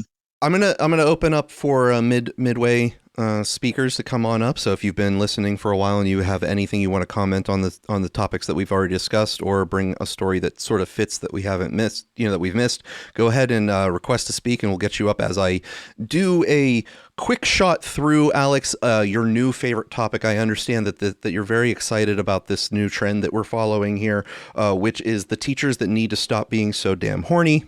Oh, Jesus Christ. Alex, well, that's good. While we go through this list this week, we're going to give people time to come up and, request to speak if anyone wishes to. Alex, I want to give you a chance to guess the number that we have this week. 37. Wow. Okay. You overshot a little bit. Don't worry. We don't have 37 to get through. Well, good evening and thanks for watching and streaming 11 Alive. I'm Ron Jones. And I'm Jennifer Bellamy. We begin tonight with brand new details out of Roswell, where a former teacher is behind bars accused of having sex with one of her students. Dr. Amanda Katz is charged with improper sexual contact by an employee. Police say she exchanged nearly 20,000 text messages and 600 phone calls with a student between Christmas and Valentine's Day. She was first placed on administrative leave, then resigned in April ahead of her arrest yesterday. 11 Alive's Cody Alcorn live tonight in Roswell, where police are now investigating the possibility of more victims. Ron, Jennifer, this warrant claims that Dr. Amanda Katz not only befriended the 16-year-old, but also his mother and siblings, which led to a mountain cabin getaway where their alleged sexual relationship was exposed. Police say a sexual relationship between Dr. Amanda Katz and her 16-year-old student began right after Christmas. This text exchange included in her arrest warrant is dated December 27th. Student, that was fun. I enjoyed it. Katz, all of it. Student, yes, every second of it. Katz, come back. Student, I wish I could. Warrants say Dr. Katz was the student's teacher before she became an administrator at Roswell High School. The relationship started when she told him she wanted to learn how to speak Spanish. He ended up at her home in Alpharetta, where he told police they first had sex. Warrants claim over the next several weeks the sexual relationship continued in her basement and inside her car, outside the teenager's job, and the text messages continued. Katz, I meant everything I said to you. I would give you everything I have, and I'm human. I know it sounds stupid, but you not being mine isn't an option. I can't do this. Dr. Katz also indicating she knew what was happening is wrong. Amanda, we are lying to everyone. For what? How long? I don't want to go to jail. I don't do well in jail. I'm too pretty. Valentine's Day weekend, police say their fling came to a head. Dr. Katz rented a mountain cabin in Helen for the teenager and his family. At some point, his mom became suspicious, went through his phone, and discovered their relationship. The next morning, the warrant says the family left, and Dr. Katz sent this text. You blank broke my heart. You left me alone. I was yours, and you blank left me. It's all I can think about. You couldn't say no, and you didn't man up. And you knew. Deep down, you had to know. Then continued. Amanda, after everything I have said or given to you without hesitation, you left me. I don't want anything to do with you. This is probably the worst thing anyone has ever done to me. You abandoned me. You did. Not your mom. You could have said no, asked questions. And this story did not stop there. This warrant claims that Dr. Katz came back to Roswell High School after that Valentine's Day weekend, confided in her colleagues that her boyfriend broke up with her, that his mom did not like her, and that it was over. She then had to reveal that her boyfriend was the 16-year-old student. As you can imagine, that led to an internal investigation, which obviously led to her arrest yesterday. Obviously, these are allegations, but this is beyond bizarre here, Cody. So we understand that this teenager actually did change schools. He did. We're told he was popular here at Roswell High School, and this warrant alleges that she convinced him to leave Roswell to go to another school where he could graduate earlier. The warrant also alleges that he told investigators Dr. Katz wanted him to move in with her, that she would financially take care of him, and that there was talk about moving to Mexico. Live in Roswell, Cody Alcorn, 11 Alive News. Okay, Cody. Very disturbing allegations there. By the way, folks, this is the second Metro Atlanta teacher to face sex-related charges in the last month alone. 11 Alive has also been following the case of Maris Nichols. The former Douglas County teacher is accused of having sex with 2 students and sending nude photographs to at least 4 others. Nichols taught biology at Alexander High School. She is now facing more than a dozen criminal charges. Now, Alex, I want to say that while I've never personally run this experiment, I do have to imagine that I also would not do well in jail. In that if I all can avoid it, I will, and I try to avoid it by not doing crime. I don't know what your strategy is. Is that because you are too pretty, Gator? Is that I'm why? too pretty? I am too pretty for prison. That is absolutely that's right. 100% correct. That's right. It's only as is well known, prison is for ugly people. The story was though woefully incomplete. It did not inform us whether Dr. Katz learned Spanish. Dr. Katz learned Spanish. Successfully learned Spanish. Well, I mean, listen, it's a very difficult, it's very touchy when you go to see an underage kid to learn the Romance languages. That's just asking and inviting problems right there. And it will help in prison. Maybe the Chicanos will take you in. I don't know. You never do. Well, the tail end of that one, Maris Nichols, is one that we covered before, but her case is growing in popularity out in the ether there because of the number of students that she was sexually courting, and so she's becoming more of the well-known teacher predators, the female teacher predators here. So we're going to move on to number 2 this week, Alex. A substitute teacher at Oak Grove High School has been arrested and accused of having sex with a student.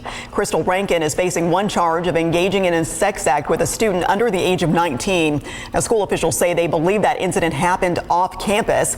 The company the school uses for substitute teachers has been informed to keep the suspect off of school property. Rankin was taken to the Jefferson County Jail yesterday and has already bonded out. So that one was a very short story, Alex. Just a quick in and out substitute teacher. And maybe that makes it a little bit of a different type of twist to the theme that we have here. Just subbing it out with a predator as opposed to hiring the predator full time. It's a little bit different of a position. I'm going to switch the ones I have here around because the one that I have up next is technically the most offensive. So we're going to switch this to the lesser offensive one first. A former Randolph High School coach has been arrested, accused of improper relations with a student. According to authorities, the Bexar County Sheriff's Office says 33-year-old Brianne Halcomb was taken into custody yesterday in Panola County in East Texas on a warrant. According to BCSO, parents informed Randolph Field ISD administration that the alleged conduct happened just this past school year. An investigation then was launched with law enforcement. Reports stated that Halcomb and the students were allegedly spending time together outside school hours, and the investigation found communication revealing an intimate relationship, but no sexual conduct. BCSO says in those messages, Halcomb appeared to tell the student not to speak about the relationship and how to answer any potential questioning as well. Halcomb was transported back to Bexar County just today and is now charged with improper relationship between educator and student. A Chatham County high school teacher is behind bars following her arrest on Friday. Well, Savannah police say an investigation revealed that she had been having an inappropriate relationship with a student. Our Madeline Bierster brings us new details today on the teacher's background in the community and at her high school. Yeah, Don Mike, 35-year-old Paulina Walden was arrested an hour after school dismissal on Friday. Today, we're learning she worked heavily with the theater department at the high school and also worked at multiple schools prior to Jenkins High. Savannah police arrested the 35-year-old English teacher Friday, but the tip came in a week prior. The tip being Walden was having an inappropriate sexual relationship with a student. A week later, she was placed in handcuffs and taken to jail on charges of sexual assault by a facility employee and child molestation. The school district says Walden is an English teacher at Jenkins High, and she worked at the school district since late 2023. According to the district, when administrators became aware of the allegations, Walden was reassigned to a non-school location with no student contact for a week. Because the alleged contact happened off campus, SPD handles the case. The school district issued a statement following her arrest saying, quote, "The district takes any accusation of inappropriate conduct by an employee very seriously. The matter will be reported to the Georgia Professional Standards Commission." And although it's been reported to the Georgia Commission for Teachers, her certification status is still active till 2029, it says. Her certification doesn't show she's under investigation or has any ethics status complications. Through her social media, I've learned she worked with Jenkins' theater department in multiple plays and productions. She's been the yearbook advisor and a head coach at one point for the dance and flag team. She's worked for at least 4 schools in the area, typically teaching elementary school, but also as a teaching assistant. That includes Garrison School of Visual and Performing Arts, Schumann Elementary, Savannah Country Day for 3 years, along with East Broad K-8. I've reached out to the school district again today. They did confirm she also taught mythology and oral speaking in addition to English. She's still technically employed by the district as her charges go through the court system. Walden is still being held behind bars on no bond today. Reporting live in the newsroom, Madeline Bierster, WTOC News. Now, Alex, the fifth and final one is the most offensive one of the week, but there's 5 total this week, so it's one for every day of the school week. Alex, I hope you're impressed with the ability of these teachers to really pack in the lesson plans here. This afternoon, a Newport school district teacher appeared in court on allegations for having sexual encounters with 2 minors. Amber Swain is now on administrative leave. KREM 2's Christian Garza was in a Pend Oreille County courtroom today and shares the details of this case. A Pend Oreille County judge found probable cause for the charges Amber Swain is facing after she allegedly had sexual encounters with 2 of her adopted children. Currently, Swain is facing incest in the 1st and 2nd degree, as well as sexual misconduct with a minor. At Swain's first appearance hearing, the prosecuting attorney for the case said this investigation started back in May after law enforcement was shown text messages between Swain and one of the teenage boys. After separate forensic interviews with the 2 teens, law enforcement found enough evidence to arrest Swain. During these interviews, one of the boys allegedly admitted to having a sexual relationship with Swain in December before he turned 18. The teen allegedly said the 2 had sex plenty of times since, even as recent as 2 days before the interview took place. After interviewing Swain, the prosecuting attorney says Swain initially denied having sex with the teen, but later admitted to law enforcement to having sex with one of the boys, saying that it happened in February, which would have been after he turned 18. The attorney went on to say that Swain told investigators, quote, "I could have my timeline messed up." The other teen told investigators in May, while in bed together, he touched Swain multiple times.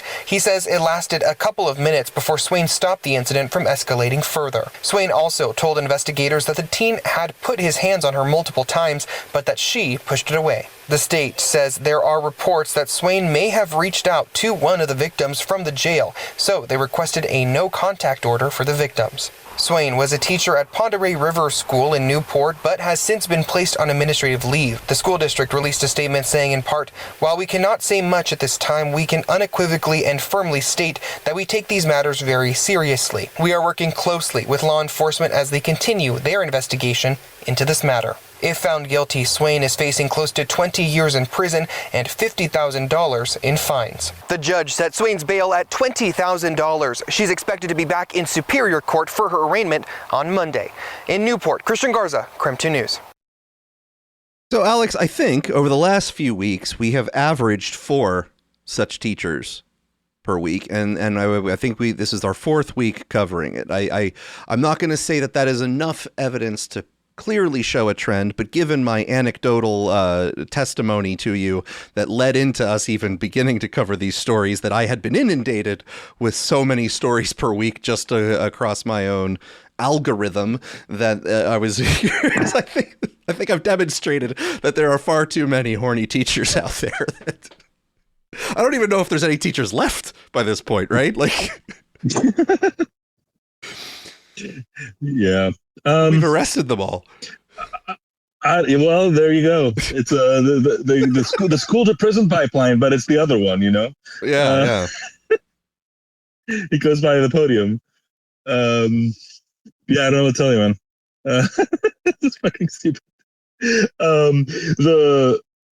The true scientific investigation, however, would be looking for the opposite. What do we call this? Polarity of relationship. Okay. The opposite polarity. What's the gender swap, or? Male teachers with female students. See, the male female stuff, I think people expect more of, that the males are going to be more. I understand. I'm just saying, if you, given that you have clearly built a pipeline here, let's face it, we all know what you're doing. It would be interesting to see for any given week. Next couple weeks, I'll do a quantification analysis. We'll just do that's right. And what I'll do is we'll do a base level, not necessarily jurisdiction wide, but just broad spectrum. What's the male teacher, female teacher balance in the U.S. public school systems? Just get that ratio out of the way, and then just count over the weeks going in how many teachers of each gender and sexual orientation we're getting out there. Because that's right. This is wild, man. I was hoping that perhaps my trend would decrease, and that it'd be like, well, hey, guess what, Alex? There are none this week. It's maybe the phenomenon that I saw isn't true. It's like, hey, we got 4, we got 5. Well, the disturbing part is that you are getting falsified in a very interesting way, which is that it does not appear to be a spike. Yes. It appears you just tapped into a very regular thing that's happening. I don't know. I guess. Nathan, you have joined us as a speaker. How are you this week? It's been a while since we've talked to you. I hope you've been well. Any comments on anything we've covered so far in the first half of this show? Oh, thank you. No comments. It's all interesting as always. I just finally had some time on Sunday, so I thought I would give it a listen. I think I technically now work at Twitter, so that's kind of fun. That is. Oh, right. Without changing the company of employment. Formerly Twitter. Yeah, I suppose so. Yes. Although I'm actually working on AI stuff now, so I guess I'm like closer than I was. All right. Okay. Yeah, Gator. If they ever change their name, though, they will be the XX. So that's gonna be fun. Now, are you responsible for Grok giving me terrible videos when I request something very specific, or are you not? You take no responsibility? No, I take no responsibility. All right. Okay. Well, can I blame you anyway? I think you can. Certainly. I you can certainly try. Okay. Are you able to throw things at Nikita? That is a maybe. Okay, like is he ever within your throwing distance? Is that a thing that we can? Yes, definitely, yes. Okay. So having met him, Gator, he's got a pretty good throwing distance. Okay, excellent. Yeah, excellent. All right, because I will need to mention a couple things that he has askew and he'll clean up this place a little bit. But Alex, we're going to. You've missed Gator going down the I don't know what to call this, the debauchery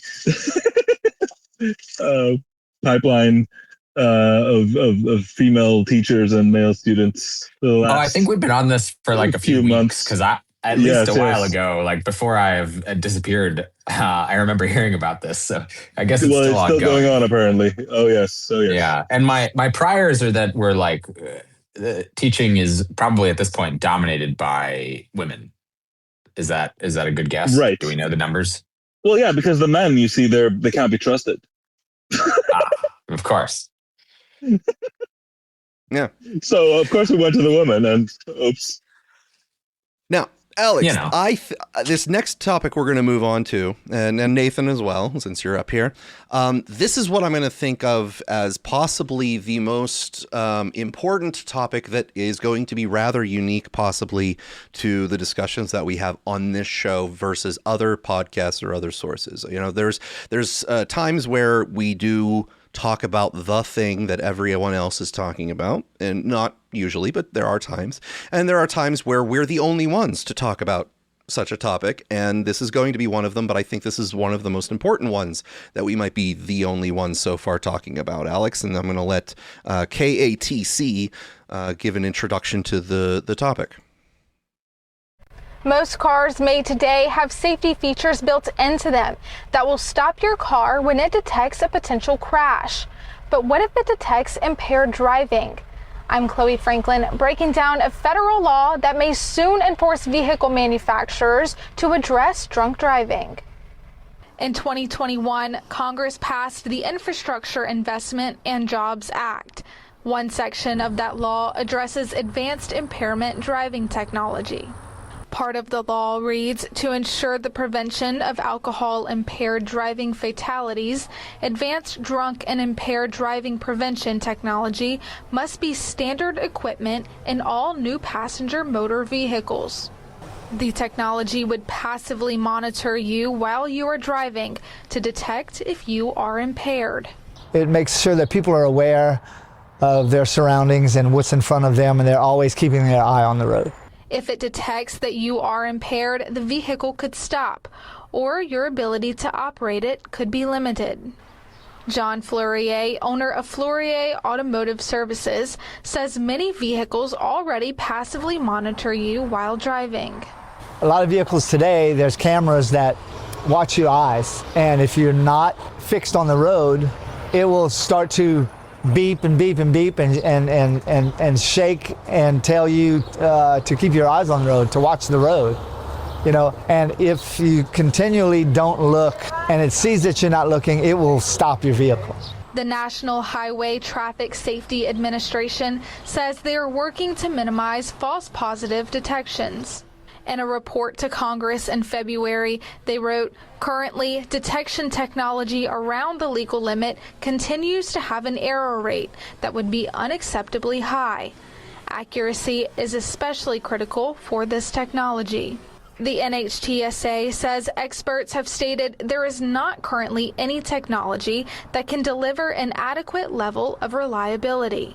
Reporting in Abbeville, I'm Chloe Franklin with KATC TV3.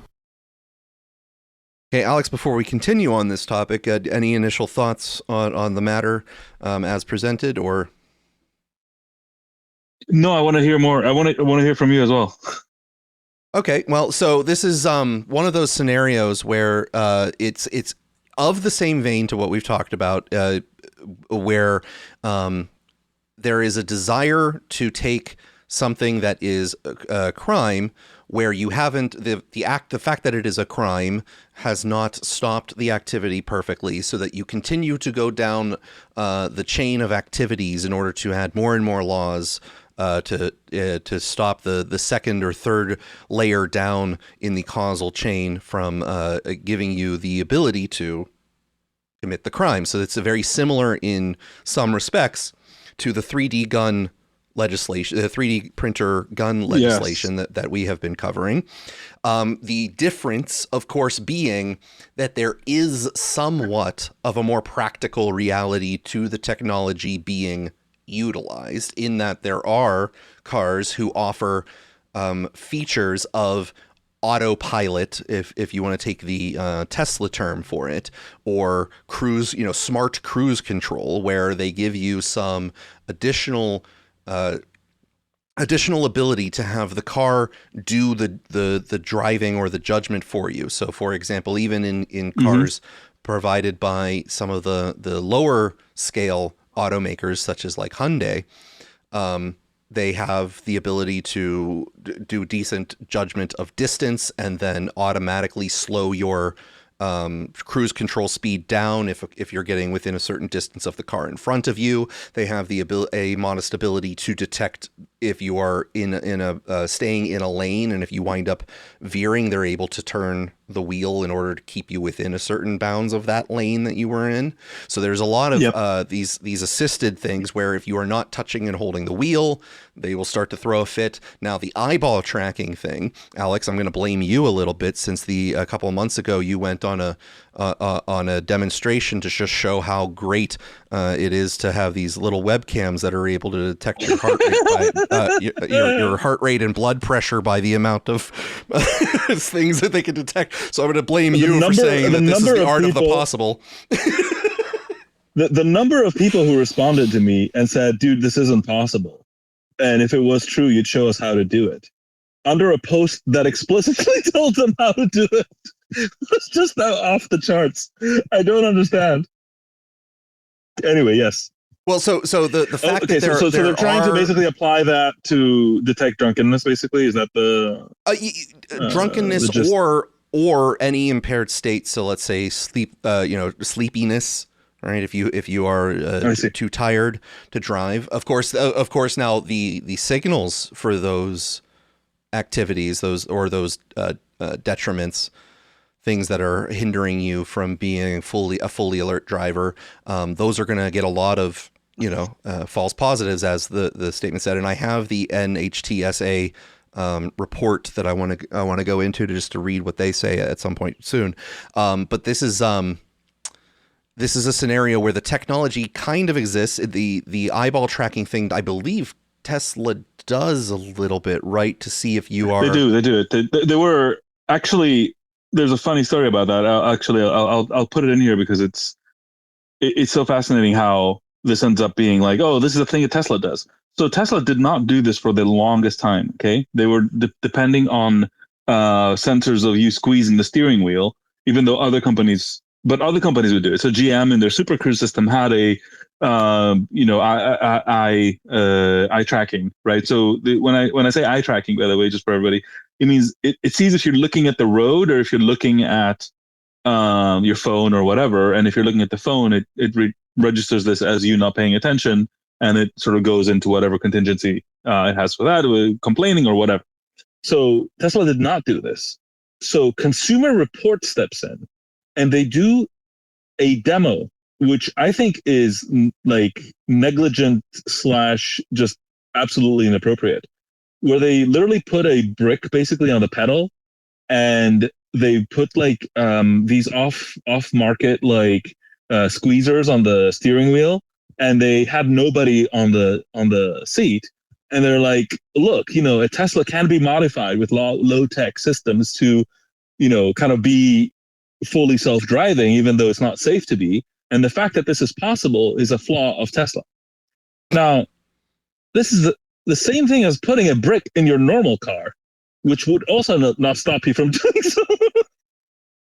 So what they were complaining about is that it wasn't camera equipped, that it wasn't sufficiently monitoring you. would you agree to one tiny nuance in that statement? While it is true that you could take a brick to a gas pedal in a normal car and get it to do somewhat the same thing, the utility and the incentive / desire for someone to ever attempt such a feat is limited in a car where you'd still have to pay attention to the road and turn the steering wheel with the the cement block on the gas pedal. You haven't watched my favorite games music video by the Cardigans, where the singer does exactly that.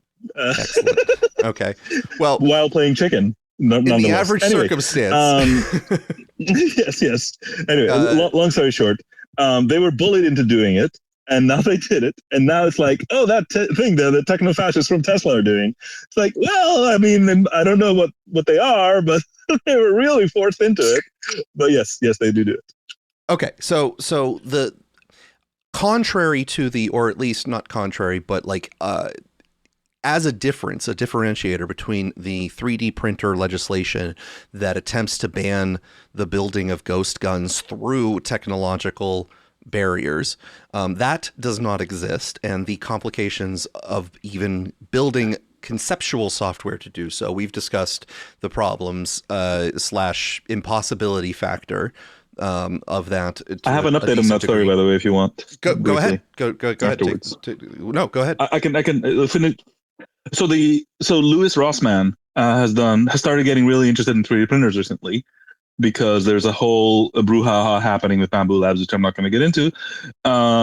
But he now realized about... Am I correct? The Bamboo Labs situation is that they took open source software and added a little bit of proprietary stuff, but the license on the open source software was a copyleft type of situation where they were supposed to open source the proprietary stuff that they did introduce to it, and they didn't do so, and then they penalized someone for reverse engineering the stuff that they were supposed to make open anyway. No, so that's level 2. The level 1 is they attempted to send a legal nastygram to somebody who wasn't reverse engineering anything and was just using code that they had in their own system to circumvent their own shitty code. Okay? So somebody was literally just importing from their own public code base and using it, and they attempted to send a nastygram to that person. And that blew up in the open source community. And then they said, wait a minute, you are actually violating the license. So now people are reverse engineering their stuff, and it's a whole mess. Anyway, it's a fascinating story, and I'd love to cover it. But I just in the interest that we were like 3 stories deep in the stack right now, I'm just trying to get back to the original topic. That's fascinating. But that got Louis Rossmann, who I don't know if anybody knows who he is, but he's like an extremely popular YouTuber. He's got like, I don't know, 5 million subs or something. Who is super into your right to repair and right to control your electronics and all of that stuff. And once he started digging, I guess he came across the New York laws that we've been talking about, that they're trying to pass, where you have to have technological measures on any sort of computerized manufacturing equipment, from 3D printer to lathe to CNC to whatever, to prevent the printing of guns. Anyway, he was reporting, and I don't know if that was his original reporting or if he found it somewhere else or whatever, but he basically was following the trail of the organizations that are supporting these laws and the people who are supporting the organizations that are supporting these laws. And it all comes back to Bloomberg, like Mike Bloomberg, former mayor of New York, apparently. Like that, at least the New York portion of it, and I suspect maybe even more of it, comes down to this one person deciding that this is going to happen. So now we actually have, remember when I kept telling you every time this came up that this is way too coordinated, and I've seen this before, and there's no way that there isn't like some power center has decided to push this. Well, now we have at least the first indication of what that appears so far. Maybe it's a bigger group, but the one head of the beast that we have uncovered appears to be Mike Bloomberg. Yes. All right. Excellent. Nathan, any thoughts so far on either of the 2 topics, the car eyeball tracking for drunk driving or other impairments, and or the 3D? Well, I think if the Tesla has the camera up in front, you should just have to like stand on one foot and do the whole rigmarole in front of your car. So you have it has external audio as well, so it can even give you instructions. Yeah, you could like say the alphabet backwards or whatever. Like, I don't even know if I can say the alphabet backwards sober, but be worth a shot. You know, they just released a feature where you can say, "Hey, Grok, is that your Tesla?" Right? Oh, that's pretty fun. I haven't been in my Tesla in a while. I've been taking robo-taxis and Waymos, but I'll have to try it out. Yep. Did you move? Are you no longer in Seattle? I've been in Palo Alto for a while, but sounds like it. Theoretically in Seattle, that's my real address when this is all over. All right. Well, Alex, we're continuing on this story here. We are continuing on this story because I do think it is actually, similar to the way that your 3D gun story was important. This is important too, I think. Yes, sir. We are losing Thomas Massie, right, in Congress. Yes. But there are still other libertarian-leaning or libertarian-oriented members that exist who are, friends with Thomas Massie, or at least, co-travelers with him, who are, let's say, not necessarily okay with this legislation and are raising a stink about it. And one such member of the House, his name is Chip Roy. Now, I've been aware of Chip Roy in the past, but I've refused for very petty reasons to follow him and what his opinions are, because every single time I hear his name, I think of Chips Ahoy, the cookie, and the swing song that used to be in one of the commercials plays in my head, and I can't get it out. So I just avoid him altogether for a very that very petty reason. But he is, as far as I can tell, the champion voice leading against this legislation and his proposed amendments to remove it from being something that they are going to implement even when the technology is available.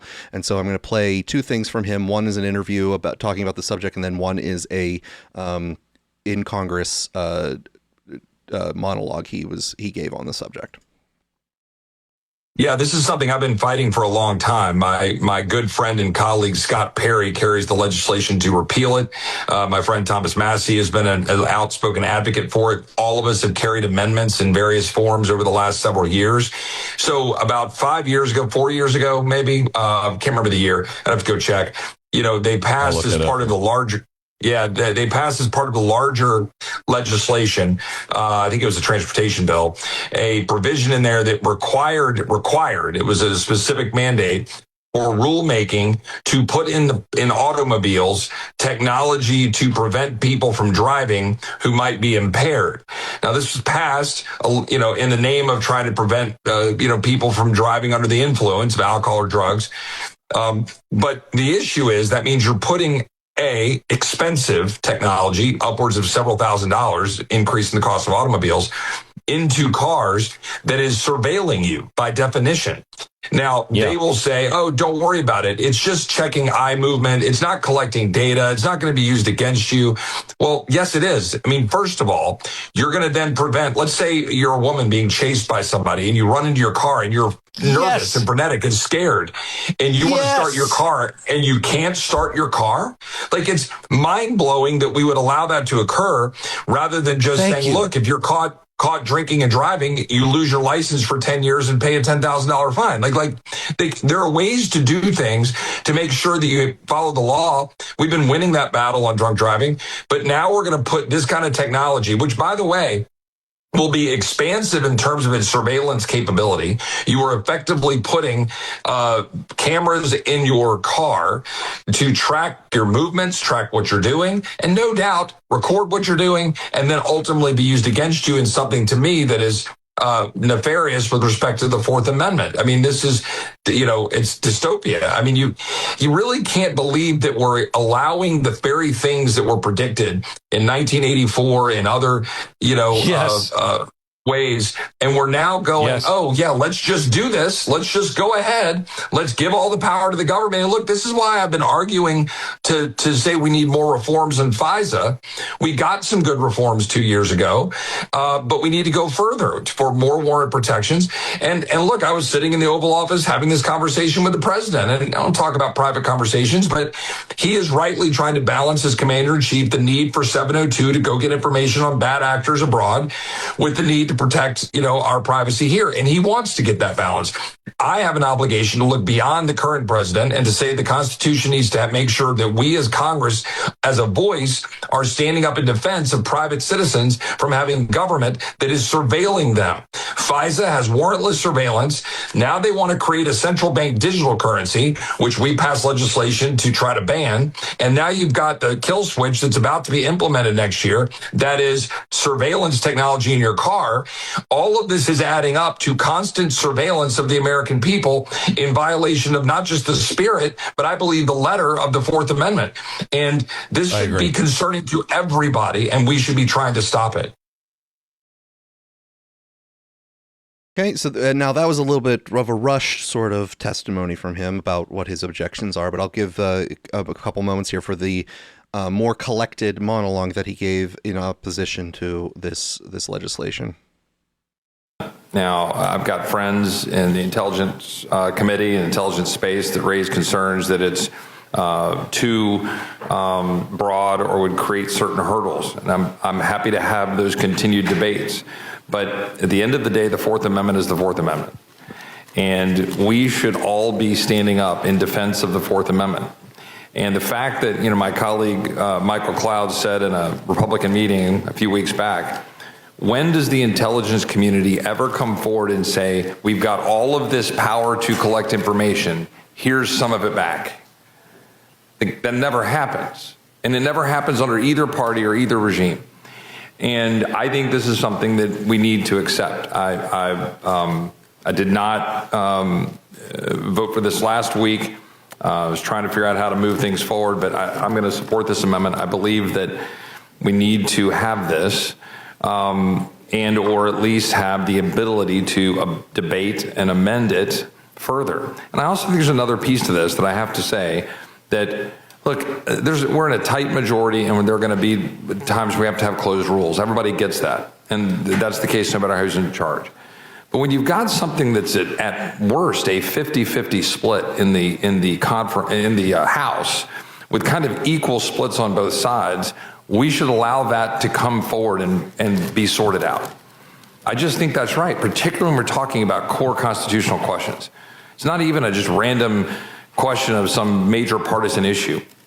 This is an issue of trying to figure out how to protect constitutional liberties while we all want to ensure that we've got the right tools to be able to go after bad guys. And look, I understand why there's the desire to move down the road of, well, we got to put this aside in order to achieve the votes, to achieve the package. But at some point, you got to have a full-throated debate on this issue. And there are other issues that I hope we will all think twice about. I mean, again, the kill switch. And I understand people are like, oh, that's okay, because it'll check eyes so people are drinking and driving. I mean, I get it. But do you really want to put that kind of data collection mandated inside every car? Like at what point is there just literally no privacy at all, anywhere? And so whether it's that issue, whether it's this issue with respect to FISA, whether it's, the central bank digital currency, which I realize is not as bipartisan, which I don't fully get, I just do not believe we should have the government deciding what our dollars are going to be used for and then monitoring our use of dollars for some services, whether it would be something my colleagues on the other side of the aisle want to protect, or whether it's like gun rights or something else. I think having government have that amount of power and ability to use that power is dangerous. I will support this amendment. I wish we were going to have a more full-throated debate to be able to amend it. I think Mr. Himes had a version that's worthy of looking into. And some merger of Biggs and Himes probably would have been the sweet spot for us to be able to come to an agreement. But we're not doing that because the intel community always just comes in and says, people will die if you do this. And I'm sorry, a lot of Americans died to give us and protect that Fourth Amendment right that we don't have government looking at our stuff. I yield back. Now, Alex, he's echoed a sentiment that you've expressed several times that I don't know if you caught it, something that you've not harped on in a negative way, but something that you've brought to light continuously, which is that, neither side when they're in power actually takes away the dangerous toolkits that they all decry when they are not in power, the ones that they claim are being used against them. And so I think he echoed some of that sentiment in in that little speech there. I don't know. I'd like to get your thoughts on anything he said. He seems to be on the right side of the debate on that issue, this issue in particular. Yeah, look, it's I increasingly think, and unfortunately, I'm converging on the concept that, you know, the smallest increment that will help, like actually help here, is some sort of constitutional amendment. Which on the same time, I'm not sure even that can fully help. But, you know, this concept of the original Fourth Amendment needs to be very, like, not just defended, but expanded. You know, like, you need to have a bubble of things that is you and yours, and that needs to be, like, inviolable. This thing where, you know, your stuff is on Google and your car is connected and, you know, everything can be removed, you know, your bank account can be turned off on demand, you know, all sorts of features of your, you know, digital and sort of electronic personhood, let's call it, that are necessary to live in modern society. If those things can be surveilled and taken away, and then they can be like, well, but we're not really, you know, we're not intruding into your thoughts. It's like, yeah, but like just living in modern society requires me to drive and have a bank account. And, you know, if you can look at where my car is going, you don't need to surveil like me. And if you look at who I'm paying, you know, through my bank account, you don't need to like watch my physical wallet. Like, but the effect is the same, because what is me is actually now including several things that apparently you have free reign to either like peep into or straight up control, apparently, right? It becomes pointless to say like, yes, well, your biological physical self is inviolable to a degree. Again, even that is in question. But even let's say that there was a sort of a revolution where the Fourth Amendment, you know, as originally sort of conceptualized was upheld. Even that wouldn't help. And so now we actually need kind of a digital version of that. But even then, I'm not 100% sure that we'd be safe, because ultimately it's the thing you sort of have been touching on, which is if the capability exists, they just can't fucking help themselves. You know, as soon as somebody said, you know, all these cars have eye tracking protection, we could save a lot of people, blah, blah, blah, you know? It's just like they can't fucking help themselves. They just, they just can't prevent themselves from like trying to put their hand in the cookie jar. And in the words of a lawyer I just discovered this morning, as I was digging into the other story we were talking about, it's like, freedom's scary. Like, you know, we really have to. There's no way in which we preserve freedom without like people really getting it into their heads that yes, bad things are going to happen because of it. And there's always going to be the argument, but if we took away a little bit more freedom from everybody, we could make everybody 5% safer. Yes, in theory, creating a whole bunch of other problems.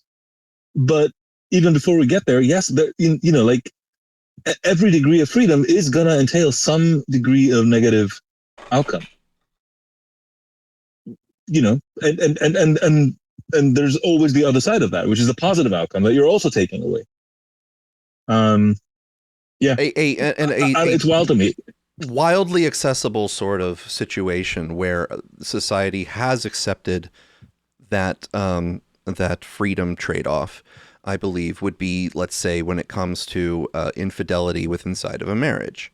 Infidelity within inside of a marriage can cause extreme trouble for all the parties involved. An entire family can be broken up, which then, you know, has people entering into depressions and kids who wind up with sort of maladjustments because, let's say, that the co-parenting situation spirals out of control. Like all sorts of situations that erupt into chaos because of infidelity that you could make an argument society has an interest in protecting against, therefore making infidelity a criminal sort of act, right? Like there is a argument that could be made that the effects of such a thing is too costly to allow, but society at the moment has sort of left that as, you know, yes, it's bad, but we don't have any criminal penalties for it. There might be some, civil things when it comes to divorce, depending on what the states are, but, and what the state you're in and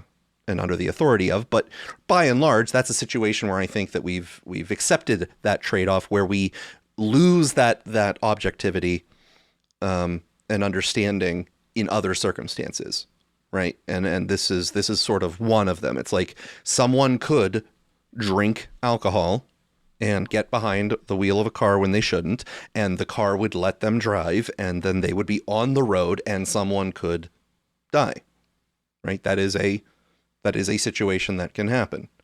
And we have certain things that we do, which is cops are permitted to pull you over. Cops are permitted to, have you take a breathalyzer test. They are permitted to do all sorts of things with their reasonable, articulable suspicion when they pull you over, to escalate that initial traffic stop into a situation where they can make a determination whether or not you are capable of driving the vehicle that you're operating. But I guess that's not enough, right? For some people, they want the thing that is the technology that makes it in their minds easier to check without even worrying about any of the secondary consequences, such as that system would then probably be keeping an active log of all of that material. And then what is it? Is it not going to be a penalty to try to operate your vehicle inebriated? Why would it not be that's an attempt? Entering the vehicle is going to be, yeah.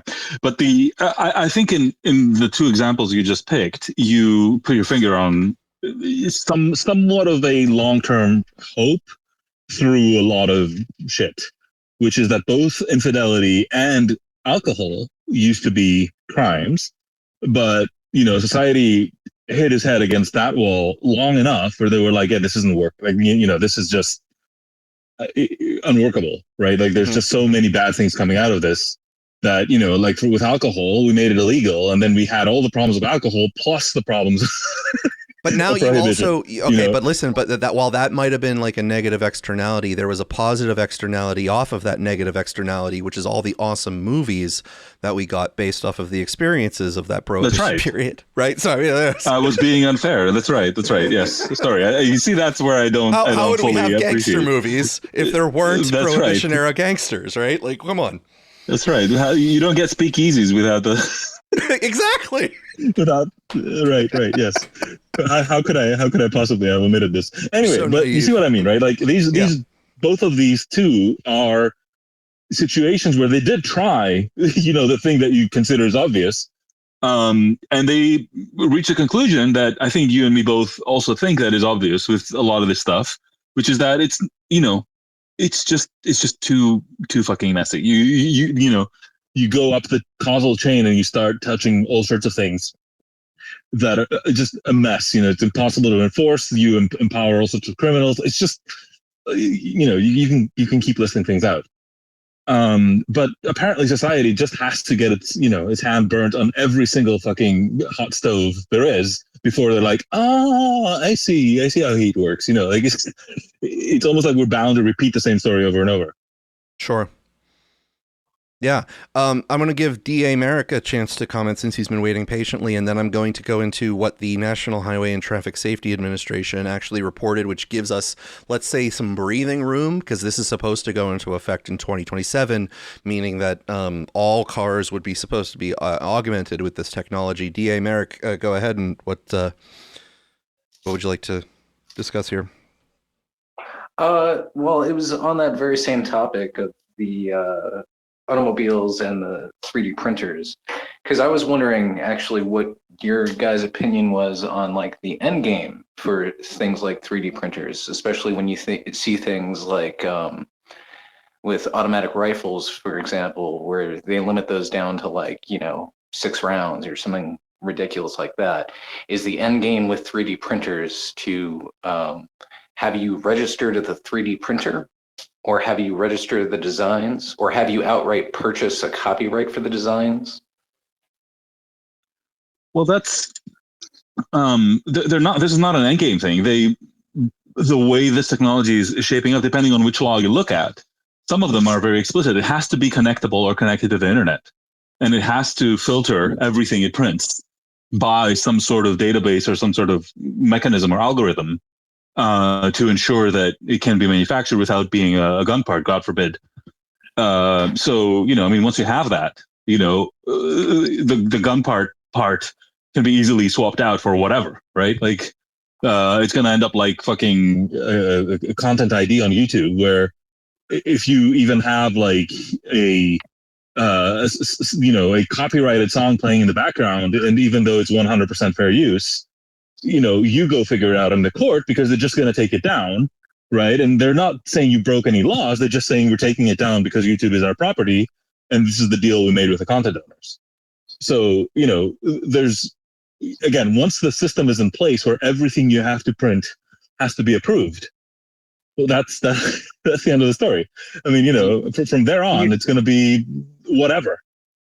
Do you think that the gun is the obvious proof of concept for the idea? Like, pretend that the technology was feasible and there. The gun is the easy in because, quote, most reasonable people would agree is the way that you would finish that sort of sentence with. This is a fine place to restrict, because we force people to go through background checks to purchase guns, right? Every reasonable person agrees that this is a fine thing to do. Therefore, why would you let someone circumvent that law inside of their own house with a 3D printer? That makes no sense under that sort of setup. And so you have that entryway, and then the moment that you have the proof of concept as a tech, then you extend it to other circumstances, each one possibly having an argument for how reasonable it is.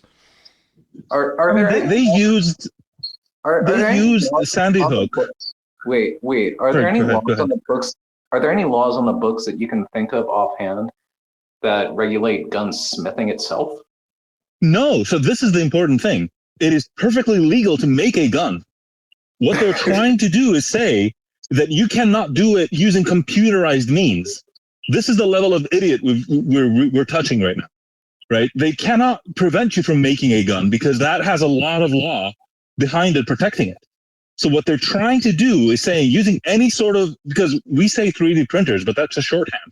What the laws actually say is any sort of subtractive or additive manufacturer, right? That is a whole lot more than 3D CNC printers. machines or lathes, even. Anything, like anything that sort of makes a thing, takes a program and makes a thing. And frankly, I think I know why they're doing this, because one of the workarounds that some of the activists of 3D printed guns have been doing is creating a program that you can give to an automated CNC to build you the sort of platonic core of a gun. Apparently, is this one piece that just has to be metal. So they're, in order to evade the need to buy that or get it registered, they will give you a program that you can buy a particular machine and a block of aluminum and give it this particular program and get that sort of core piece out, and then you can 3D print the rest.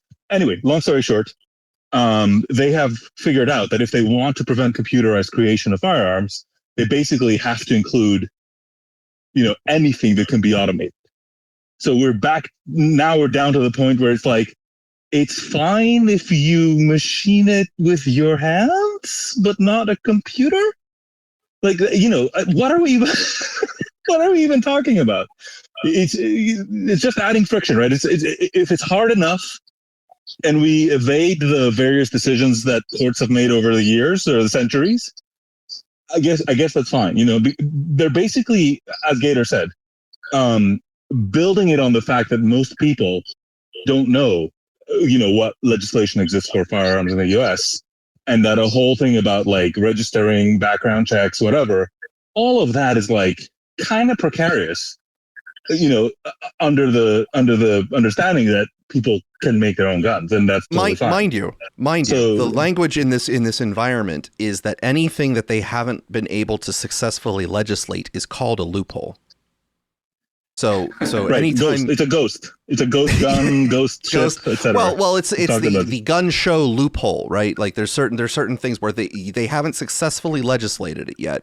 You understand their intent is to stop you from doing whatever it is that you might be constitutionally protected from doing in general. Right. So then it's going to be the gunsmithing loophole, and so on. Exactly. There you go. That's exactly it. Nail on the head there.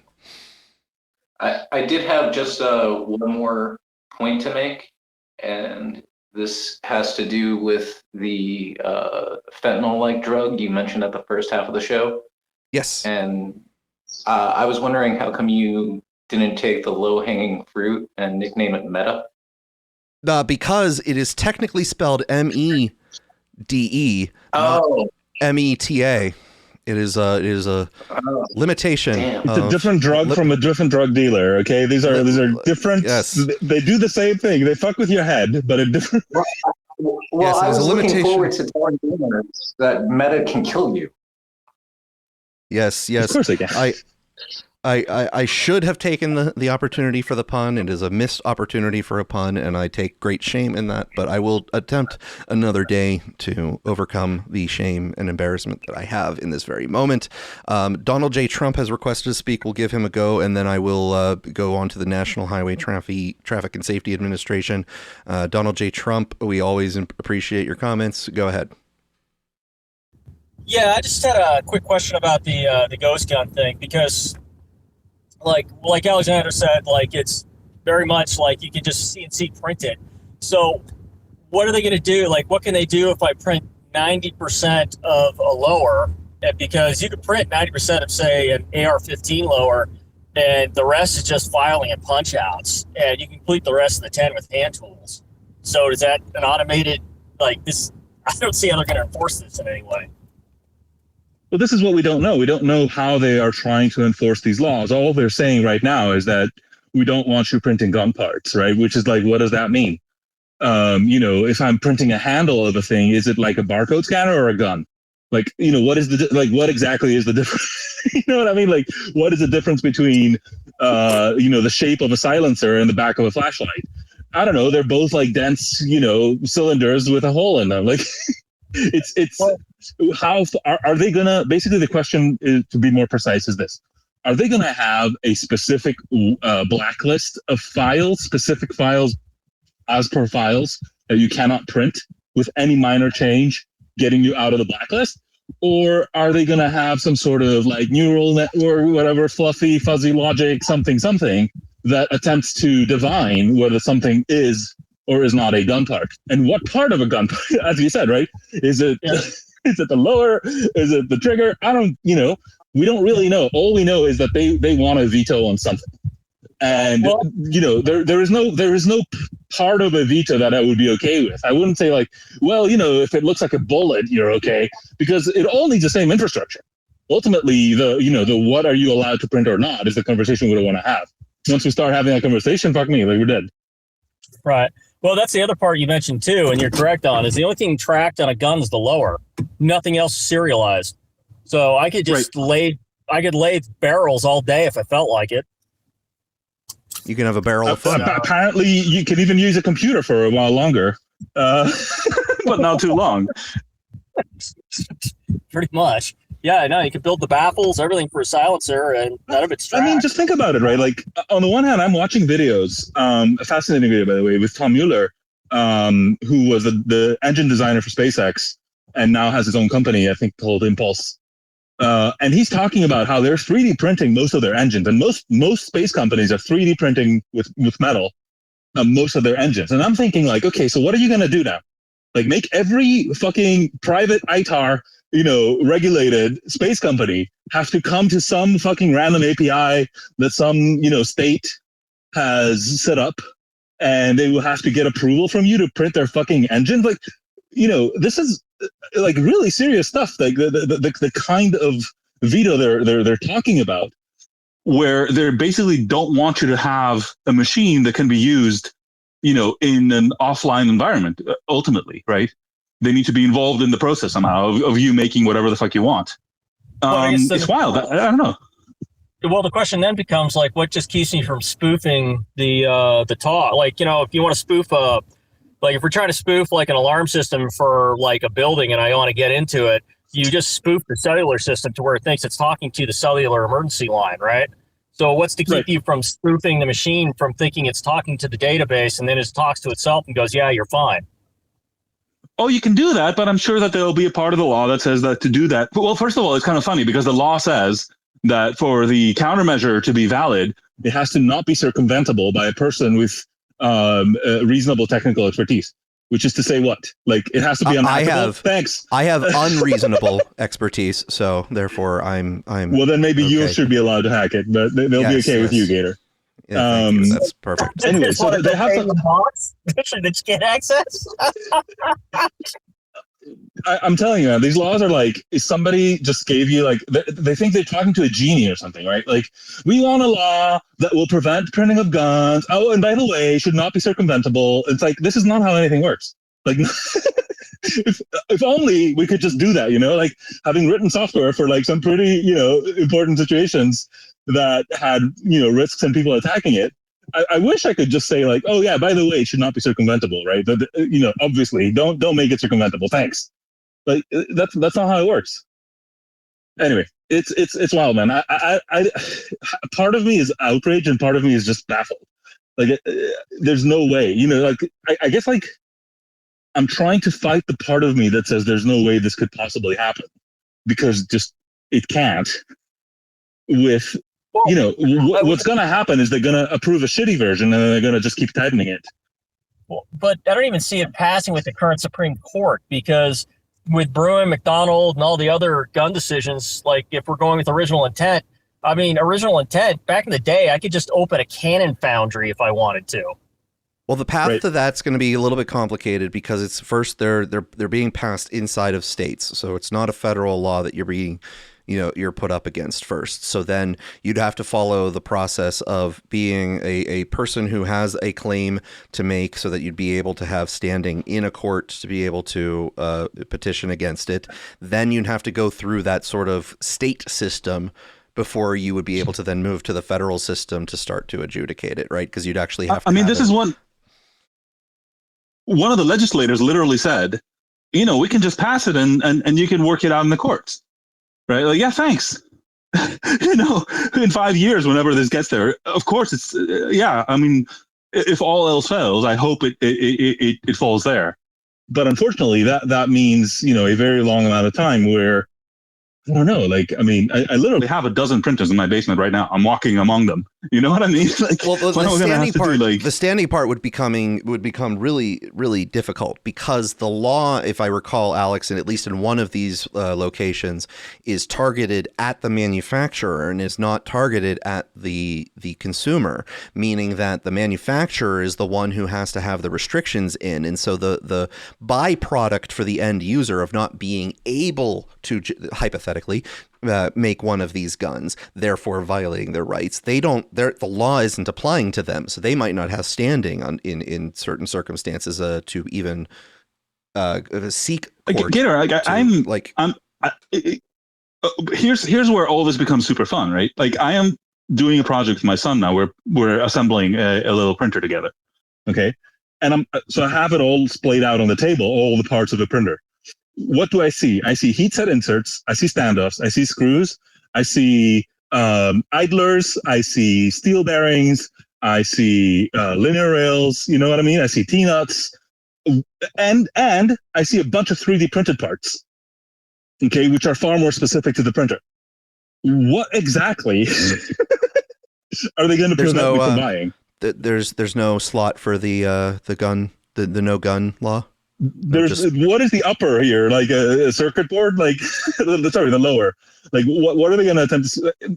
None of it. I don't know. Some of the laws, unfortunately, because of what I just described, we're talking about resale, right? So if I make one, I can't like sell it used to somebody else, or if I have one, I can't like give it to somebody else. Fine. But also, I believe at least one of the laws that we looked at was talking about just straight up use. Okay. The one that has straight up use might have better standing to find its way into the courts up through the federal courts to become, Right. That's what you mean. But the ones that apply to the manufacturers, that's much harder because you didn't violate the manufacturer's rights by doing that. So I see what you mean. So the whole like background checks and stuff, ultimately what they mean is that it's not illegal for you to own a gun, but they can like use commercial legislation effectively to stop the company from selling it to you. Is that sort of how they get around? Well, the background checks thing it just involves the fact that in jurisdictions where you have lost your right through a due process course to own a gun, it is not a violation of your right to own a firearm to verify that you currently possess the right to own a firearm. Right. So there's that sort of idea is able to be upheld as not a violation because you either have been deprived through due process of your right or you have not been. And if you have been deprived, checking to see if you've been deprived is not a further violation. It's just you've been deprived through due process. But when it comes to this situation, right, if they make it illegal for the manufacturers to provide a capability to do something, that still doesn't deprive you of the right to keep and bear arms under the under the Second Amendment, because your right to do so still is there. The right is applying to a manufacturer who isn't consuming the right in the side of the Second Amendment. No, so I get what you mean. Yeah. Yeah, so that makes the standing part. And now you know why they are going to. This is a different reason why they're going up the causal chain, right? It's in cases where they're not allowed to do the thing. Right. You know, what they would like to do is say guns are illegal, full stop. Right. But they can't, right? So what are they doing? They're just making it maximally inconvenient in any way they possibly can, no matter how much damage they cause in other dimensions of life. Exactly. Yeah. Now, to get onto the National Highway and Traffic Safety Administration's report that was mentioned in the initial news coverage of this upcoming implementation. This was from February 2026. This gives us a little bit of time on the implementation because while it was supposed to be it was in 2021, the law was passed that said by 2027 these needed to be implemented in every new automobile.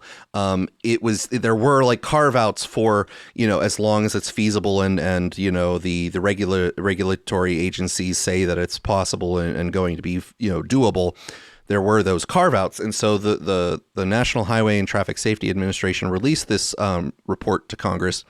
And this is the section that I'm highlighting here. As directed by Section 24220 of the IIJA, subsection C, quote, not later than 3 years after the date of the enactment, Secretary shall issue final rule prescribing a federal motor vehicle safety standard under Section 30111 of Title 49 United States Code that requires passenger motor vehicles manufactured after the effective date of that standard, which was 2027, to be equipped with an advanced drunk and impaired driving prevention technology. Subsection B of Section 24220 defines advanced drunk and impaired driving prevention technology as technology that can passively monitor the performance of a driver of a motor vehicle to accurately identify whether that driver may be impaired and prevent or limit motor vehicle operation if an impairment is detected, can passively and accurately detect whether the blood alcohol concentration of a driver of a motor vehicle is equal to or greater than the blood alcohol concentration described in section of the United States Code, and prevent or limit motor vehicle operation if a blood alcohol concentration above the legal limit is detected, or is a combination of systems described.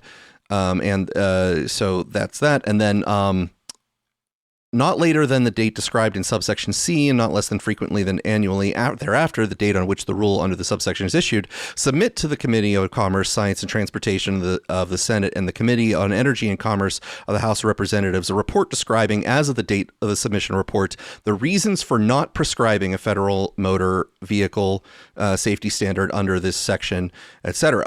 So this is what they say for the reasons to not prescribe an advanced drunk and impaired driving system. The NHTSA is committed to issuing an FMVSS as described in Section 24220 of IIJA that requires vehicles to be equipped with advanced drunk and impaired driving prevention technology that passively detects impairment and limits the operation of motor vehicles, while also meeting the requirements of the Safety Act. To further its efforts in issuing an FMVSS, the NHTSA is evaluating how such a regulation can be practicable, written in objective terms, and meet the need for motor vehicle safety. In 2024, NHTSA published 2 reports that assess the state of impairment detection technology. These reports identified a broad range of technologies intended to detect or measure alcohol or other measures of impairment based on physiological indicators, tissue spectroscopy, cameras, vehicle data, or some other combination thereof. The 2 primary approaches to detect driver impairment due to alcohol include BAC or breath alcohol concentration measurements, for which NHTSA has tracked research and development efforts as part of the DADSS project, and driver monitoring, which infers impairment based on behavioral and physiological indicators. Of the technologies reviewed, most were in an early state of research and development or were not designed for in-vehicle use. Though the 2 2024 reports documented some promising technologies, neither report found commercially available technology that detects driver alcohol impairment accurately and passively. DADSS sensors continue to be refined towards potential commercial deployment. Several state highway safety offices have deployed state vehicles with directed breath alcohol presence sensors designed by DADSS as test vehicles. This testing enables the collection of data to further improve the system to function passively. To date, there are no in-vehicle technologies in production that can measure BAC or BRAC above the 0.08 level passively. Full sensor development continues as a result, but the sensors are not ready to be integrated into vehicles sold to the general public. NHTSA remains actively engaged with manufacturers developing this technology. However, current systems have yet to demonstrate the precision, speed, and reliability needed to meet the IIJA mandate or the Safety Act. Driver monitoring approaches aim to infer driver state based on behavior, typically through camera-based monitoring and vehicle inputs, e.g., vehicle lane position variability. While camera-based driver monitoring systems are becoming more prevalent in advanced driver-assisted systems, NHTSA has found most of these systems are intended to detect driver drowsiness, inattention, and sudden sickness. DMS-based approaches aim to detect indicators of driver alcohol impairment, such as eye glances, facial features, vehicle kinematic metrics, and potentially provide some indication of the level of impairment. NHTSA will research characteristics of DMS-based impairment approaches as they are made commercially available, and more recently has identified one announcement of an effort to introduce DMS for the use of production vehicles. NHTSA is committed to establishing well-defined requirements that minimize false positive detections and driving restrictions for sober drivers. Currently, detection technology around the legal limit continues to have an error rate that would be unacceptably high. Accuracy that is especially critical for this technology, given the estimated 227 billion driving trips that take place annually in the United States. Estimates of the annual number of trips involving alcohol impairment account for a small fraction of all trips, but remain high.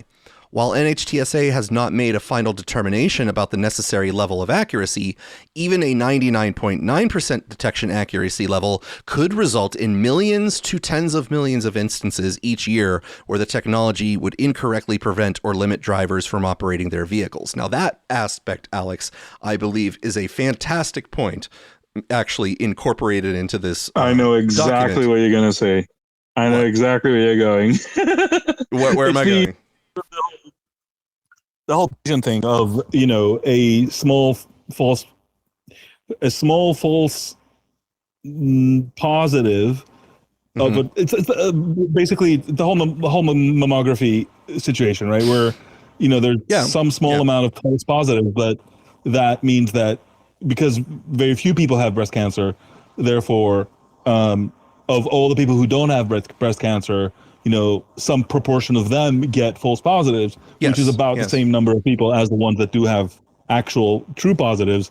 And therefore they say 99.9%. What they mean is half of our diagnoses are wrong, right? It's like something like that. Right.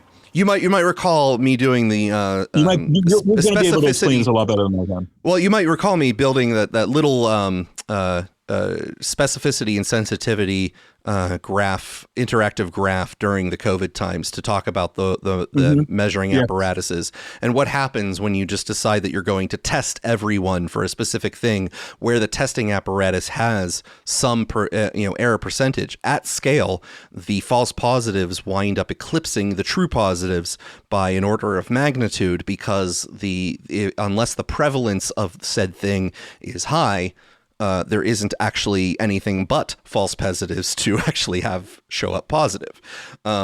It's right.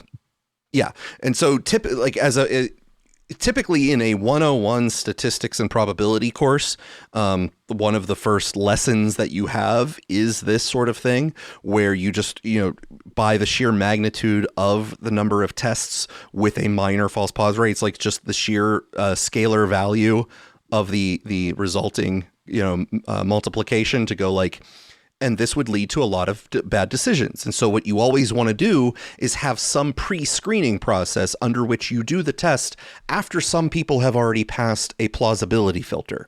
You want to take the people who are most likely to be afflicted by such things and not just do a broad spectrum test against everyone because of the multiplicative factors.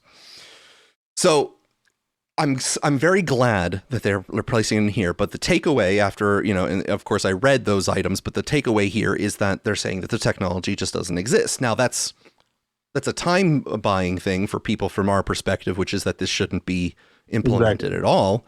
But at least the technology is not ready to be implemented, and hopefully that means that they won't attempt to implement it, and I'll still be able to drive to the gym and get hacked. Or attempted to be hacked.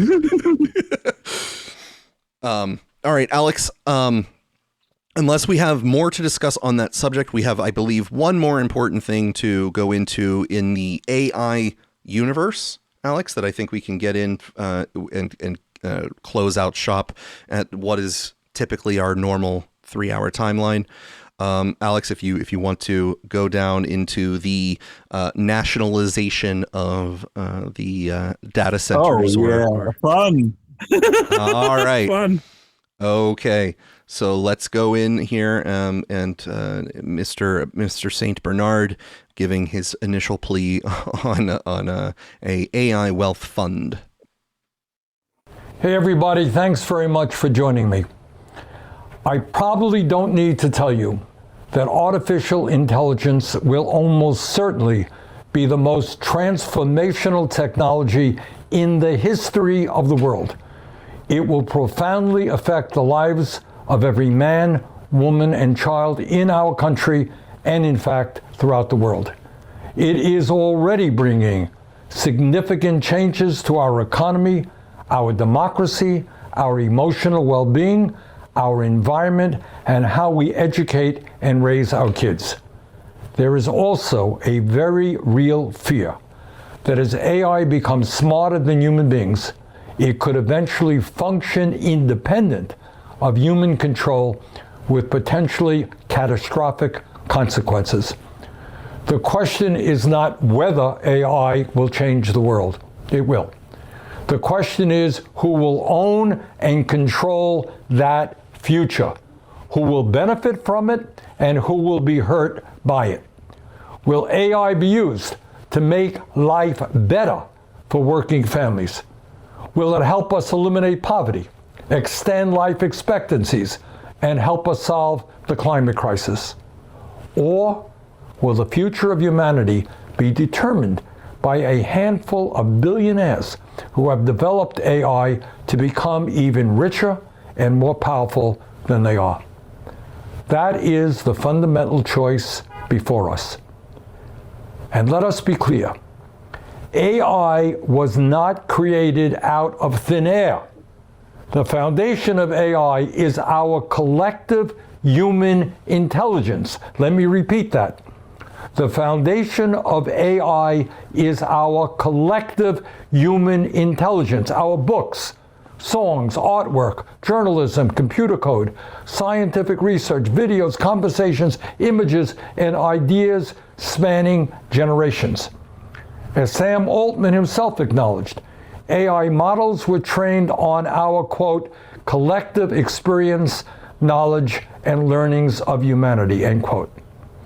The reality is that big tech oligarchs have fed this knowledge into their AI models without permission, acknowledgement, or compensation. In other words, the creative work of millions and hundreds of millions of people has been stolen by the wealthiest people in the world. The time has come to reclaim what was stolen from us. Since AI is built on the collective knowledge of humanity, the wealth it generates must benefit humanity, not just Elon Musk, Jeff Bezos, Mark Zuckerberg, Larry Ellison, and other billionaires, or the venture capitalists and Wall Street firms who see AI as the next great wealth extracting machine. And that is why in the coming weeks, I will introduce the American AI Sovereign Wealth Fund Act.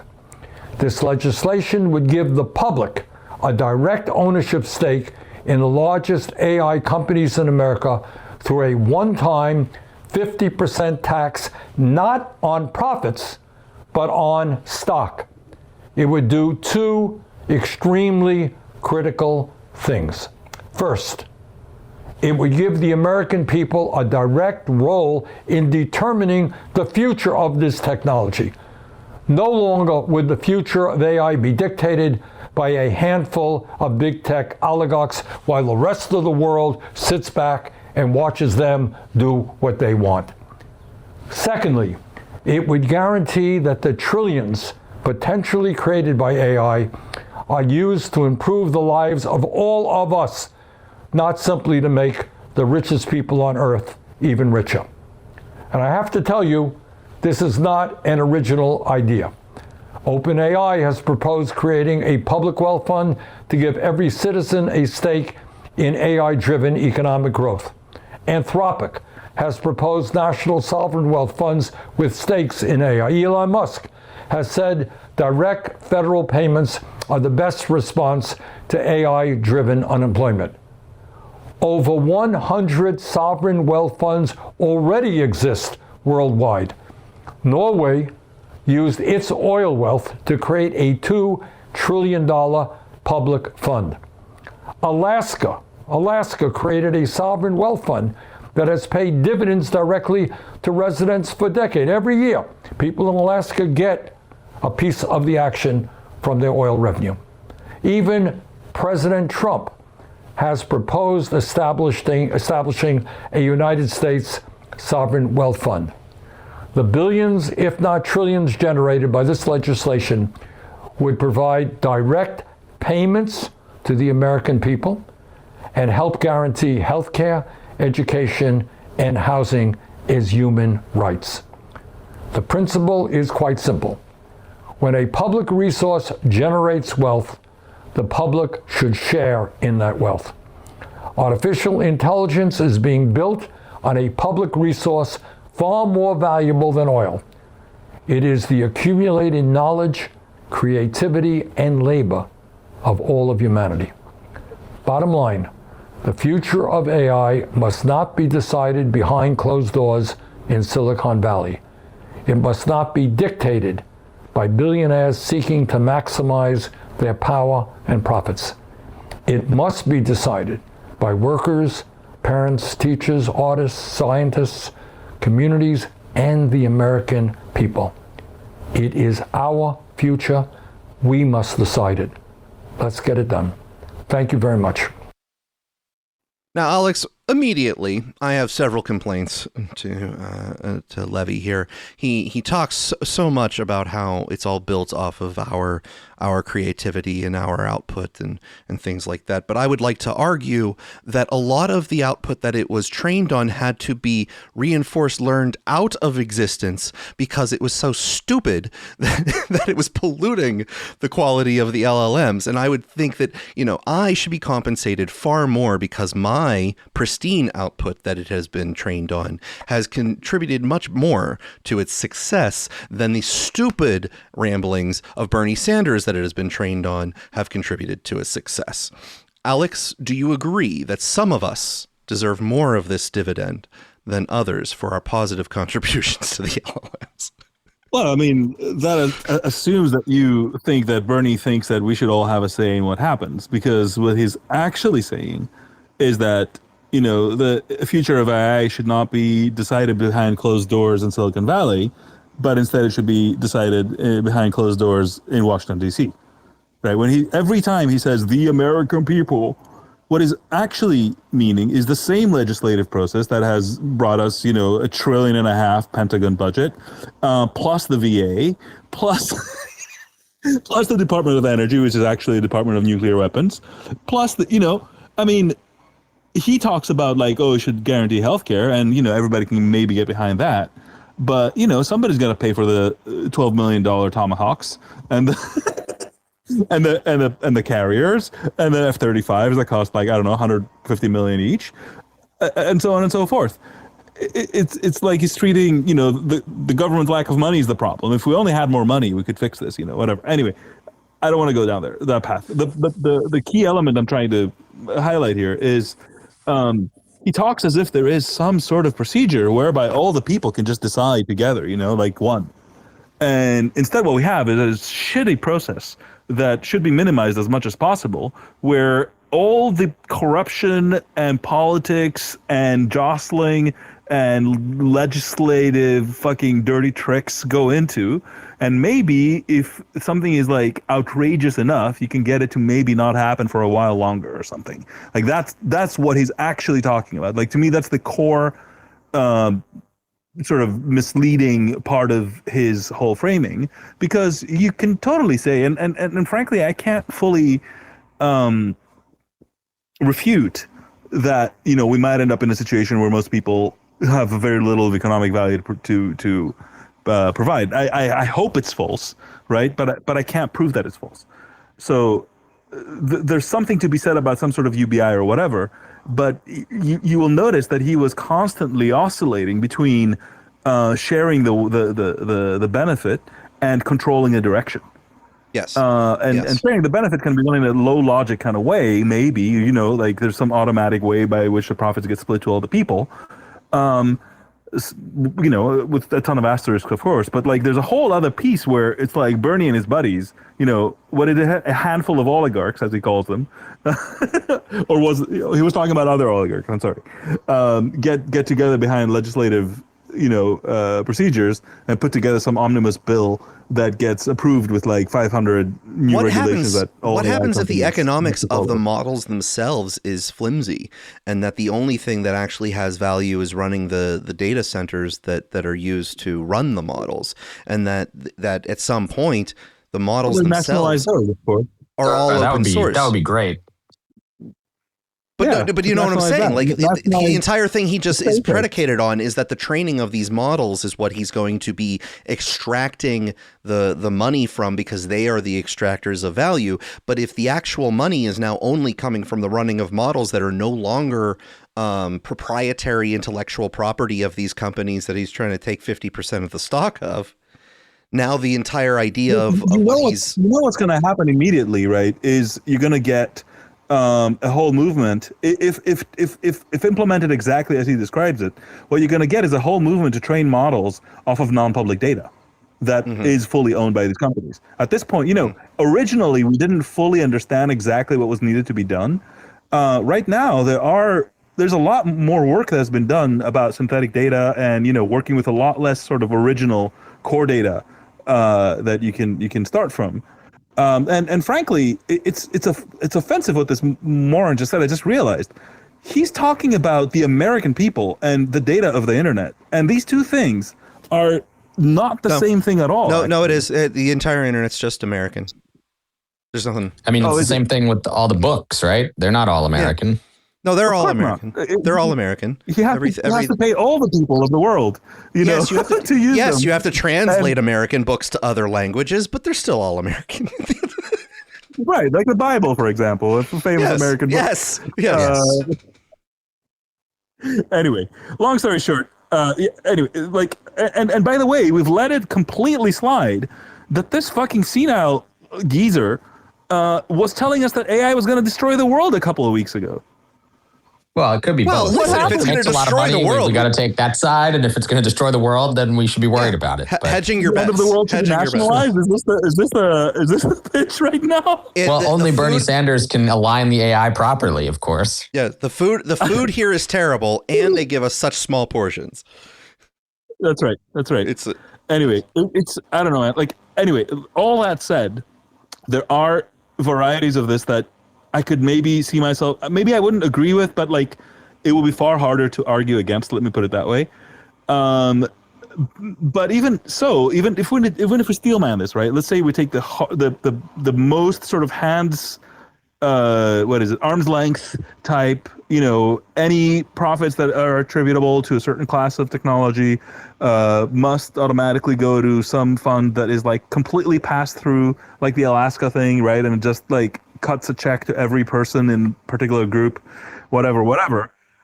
Even then, you are starting to introduce things like, is the government now going to be taking sides between companies trying to maintain certain incumbents because they are, positive to, what happens if Anthropic is in trouble?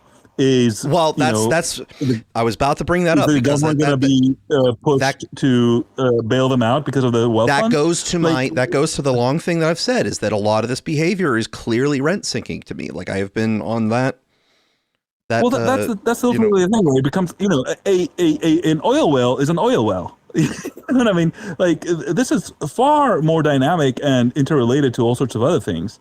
And then, what are you going to do? So when China releases an open source model, or open weights anyway, what are you going to say? That this is like information warfare on the American people? Absolutely. That is an economic declaration of war. Absolutely. That is right. We must stop. Yeah, I mean, for many reasons, the whole thing seems extremely fraught. Like you're saying, if one of the companies is in trouble, or they get ahead or behind, and they're paying some crazy tax or something on the amount the money comes from the centers. Producing. The money comes from the centers running it, not the actual models themselves. That the models. Well, I mean, yeah, you could shuffle the money around such that the models make basically $0, and you have pass through entities that are doing the data center stuff, or there's a bunch of ways you could structure things to get around depending on how they set up the actual. Of course, guys, you're realizing that the Bernie Sanders of the world will say that's why we have to tax everything at 50%. Yes. There is an easy answer to your smart objection, sir. And I don't know why he's dragging Jeff Bezos into this. He's got nothing to do with AI. I mean, Amazon does have an AI group, and I know because a friend of mine. Yeah, but he's he's on the board now or something. That barely counts. I mean, the thing, ultimately, he's looking for a boogeyman, right? I mean, it was kind of funny because they were all these companies have stolen everything without acknowledgement, and here's all the times they said that they have. Here's the data, and by the way, Elon Musk agrees with me, who I hate, and I'm really doing the bidding of whatever Sam Altman, by the way, and it's such a fucking baffling little anyway, whatever. Point being. Katie, you've been waiting patiently. Let's go ahead and give your comment or question. Yeah.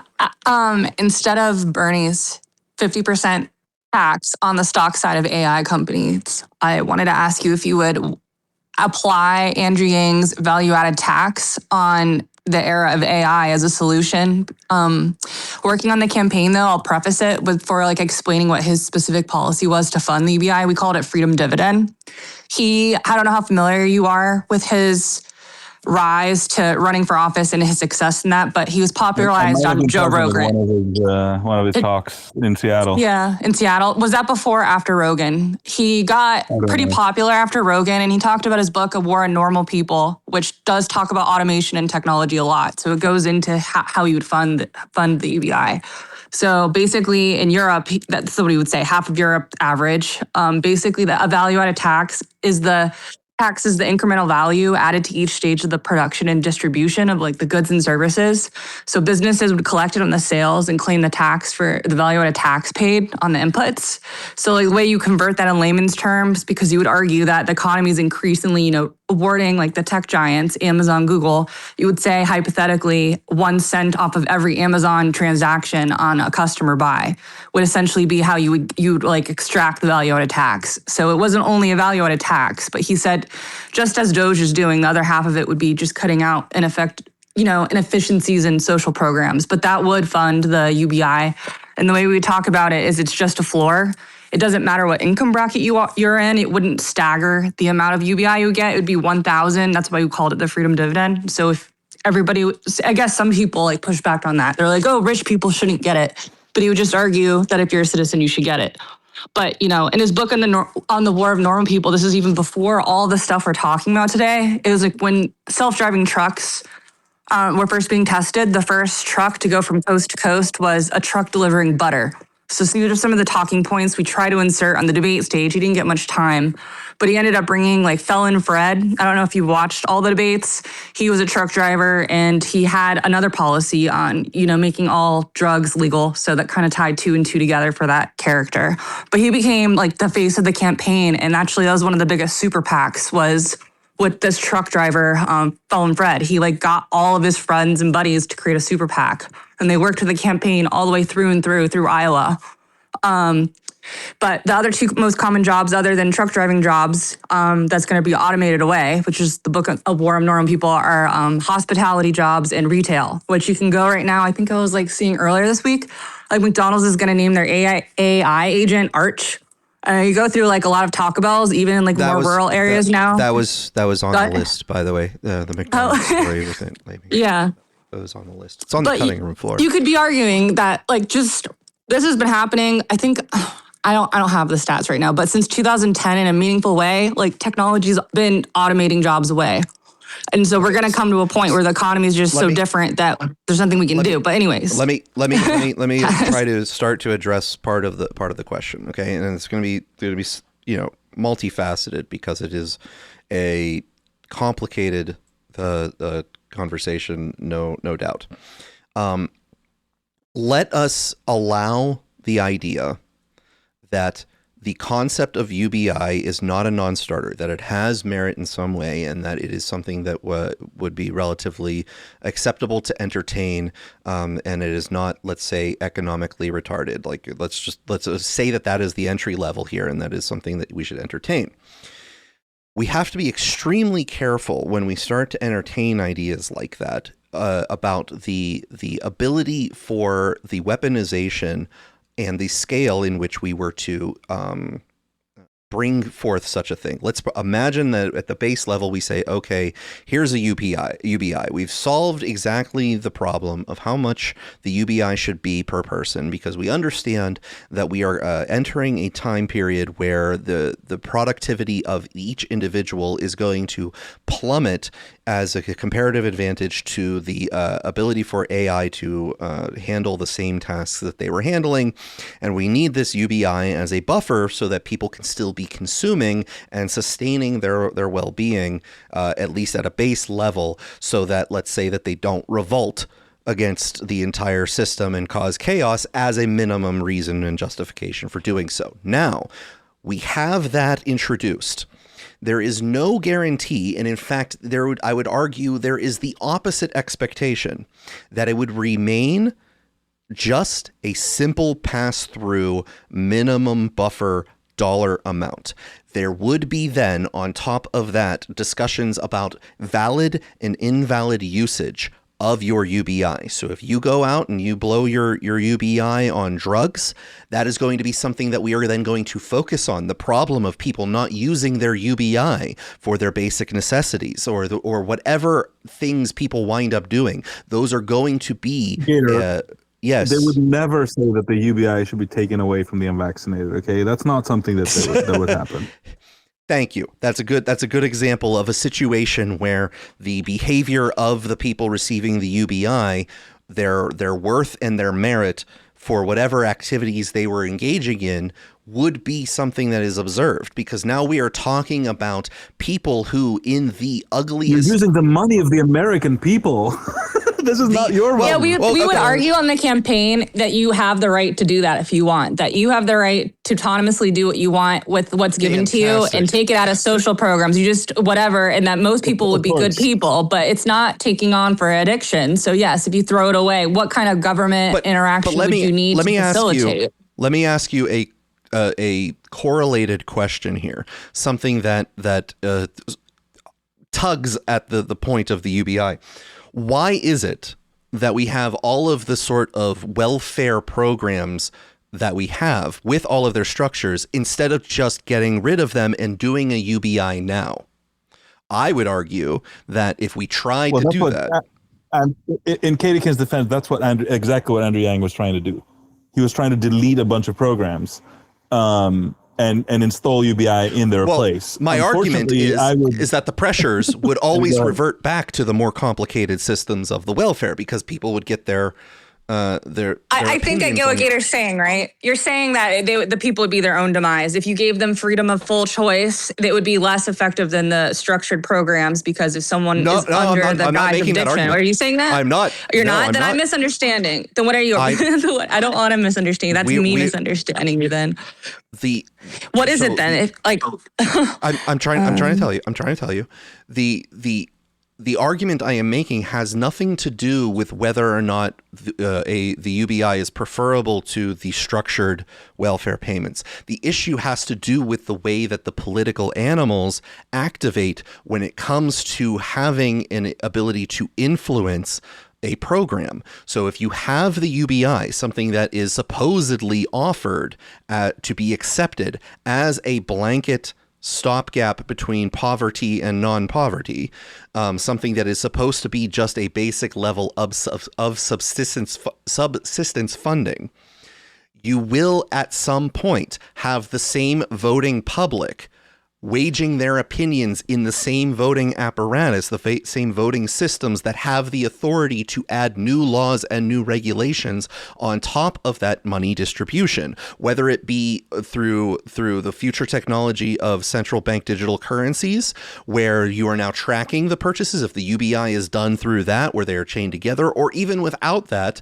there is some sort of additional verification of what you have been spending this money on in order to ensure that you are doing things that are actually better for society, because now this is society's money, and we might find out we are in a situation where the debt is increasing, and the scapegoat for the debt is this UPI, even though of course it could be anything, but the scapegoat is the UBI, and you're focusing on all the people who are using that money recklessly, and that money, if you didn't give it to them, you could give it to other people who are using it better. That is the way that the political system operates, always operates, and no matter how many times you try to introduce something that is just even Steven, let's say, and everyone gets the same amount base level no matter what, that argumentation would occur.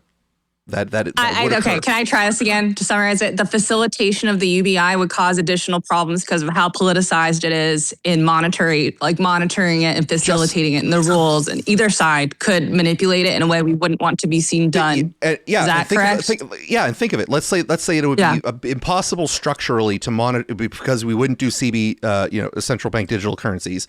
It's impossible to monitor that, but we can tax you.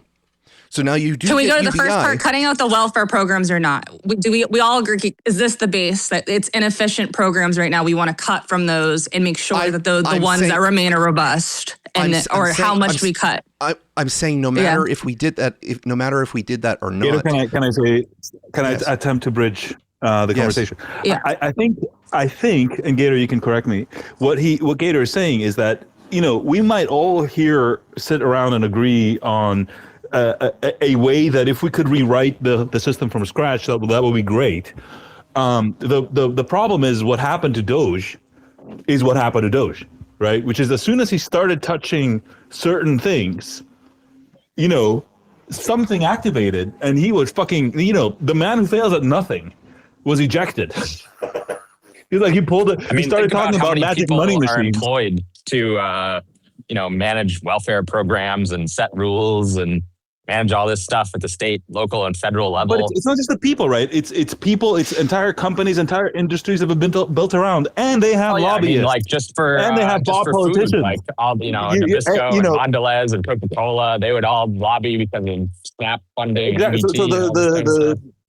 So I guess Katie can. There's like one level of question is, how should it be if we were dictators? The second level of question is, given that we're not dictators, how do we even get there? And I guess the third one is, even if we do get there, how do we stay there and not have people put their hands in the cookie jar of this is a fantastic control mechanism? I don't know, Gator, if I managed even at the level, let's imagine that we don't do central bank digital currencies and that tracking the individual behavior of people's spending is impossible. You know what's not impossible? Changing the tax law. So unless you can ensure that the UBI is forever tax free, you're going to have taxes involved in the UBI. My favorite implementation of UBI that attaches to what you just said is to implement it as a negative tax rate at the lowest rung. So it gets incorporated in there. Anyway, just FYI. So would you do the value-added tax on some sort of part of the AI flow? Because if you're not cutting from welfare programs, and we're talking about the base being we need some level of UBI, we have to figure out how to fund that. The argument that I'm making stops well before a question of specific implementations, because the specific implementations can be perfect in however you're articulating them for me to go, I like that strategy, but it falls down because it's not a single round decision. It is a multi-round decision. It is something where you are interacting with several layers of government. You are interacting with political pressures. You're interacting with many systems of this thing. And you now have given people a mechanism by which they are beholden to the government giving them this thing routinely. And anytime you have the government giving someone something routinely, that is able to be taken away implicitly, if not explicitly. And the mechanisms they have to do that are multiplicative. And it is not simply a question of whether I would support a value-added tax or some other type of tax structure in exchange for getting rid of certain welfare programs. It's not a question of that. It is a question of, even if you were to implement it, the fact that it would no longer cease to be exactly as you implemented it forever is a problem. And it is not going to be always iterated towards the ideal. It is going to be iterated away from the ideal. Well, that just makes me feel doomsday if we can't administer UBI even to save people, because we can't have any part of the government infrastructure, in good faith, really do that efficiently and in good faith back to people, where everyone's going to just, right, where they just financially fail and not be able to pay their mortgages, not like just across the board. Like, what's going to happen then? Well, they're not going to allow that to happen, right? No matter what happens, that's not going to be part of it.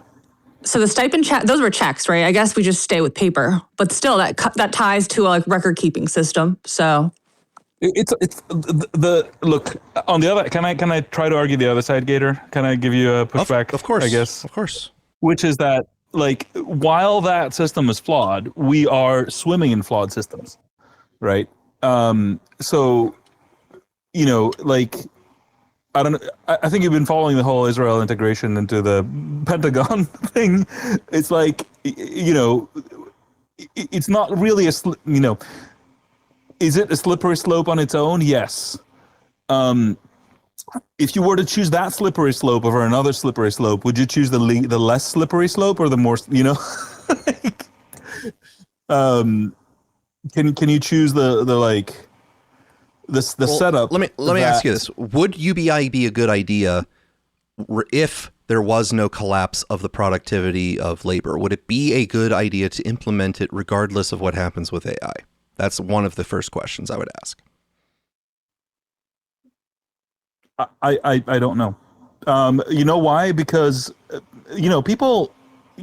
Let me maybe try to argue the case of a small UBI, like not like a UBI that's supposed to the Alaska style UBI, right? The Alaska case where Bernie was talking about, they give you a few $100 a month, right? Because it's tied specifically to the productivity of a particular industry.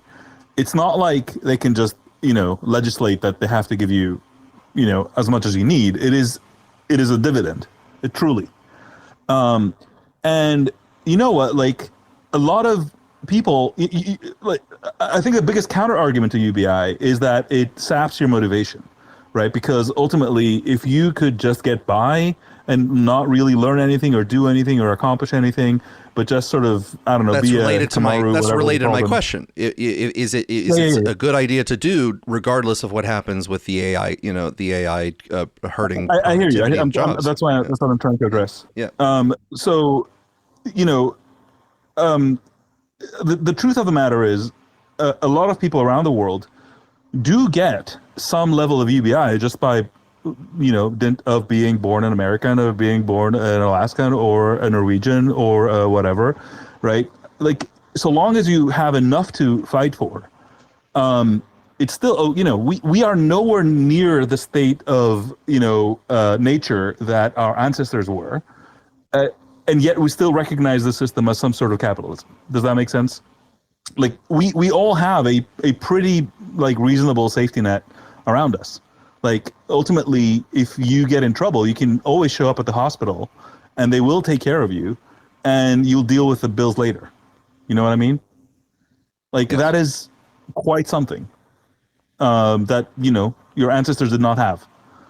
So we, you know, and other people around the world do not have today, right? You have it because you live here and you were born here, but other people don't have. So you know, Norwegians, for example, the government will pay your bills to go to any university around the world, so long as you get accepted. That's another form of like free money from the government. Now, does it all hurt? Like, should people be given nothing from their governments, to make them super hardy and like super standalone? I mean, you can make that argument, but that's not where we are. I don't know if you see where I'm going with this. Like, I suspect there is some level after which maybe you have like somewhat what I'm saying. Core problem is if it would be a good idea to do, regardless of whether or not there were there was a collapse in job availability or human productivity at certain scales due to an AI revolution. If it was good to do regardless of that fact, then you could certainly make an argument for exploring it as an alternative to, let's say, all of the micromanaged welfare systems. And there is plenty of sort of laissez-faire economic arguments to be made along those lines, in that it is usually better to hand off the decision making to the people who are utilizing the consequences of those decisions, meaning that certain Brian Kaplan, who's usually one of the standard types of ANCAP economist that you go to, has always for a long time been of the position that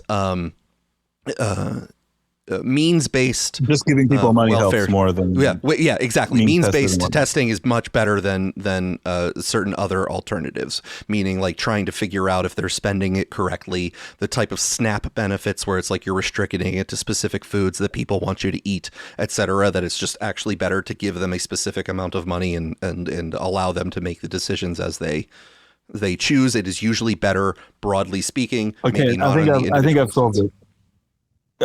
Katie Ken, in order to get Gator to agree with you, what you have to pitch it is as deregulation, not extra regulation. So if you say, let's take all the money that is highly complicatedly managed right now and hand it out in an easier way, he'll probably agree with you.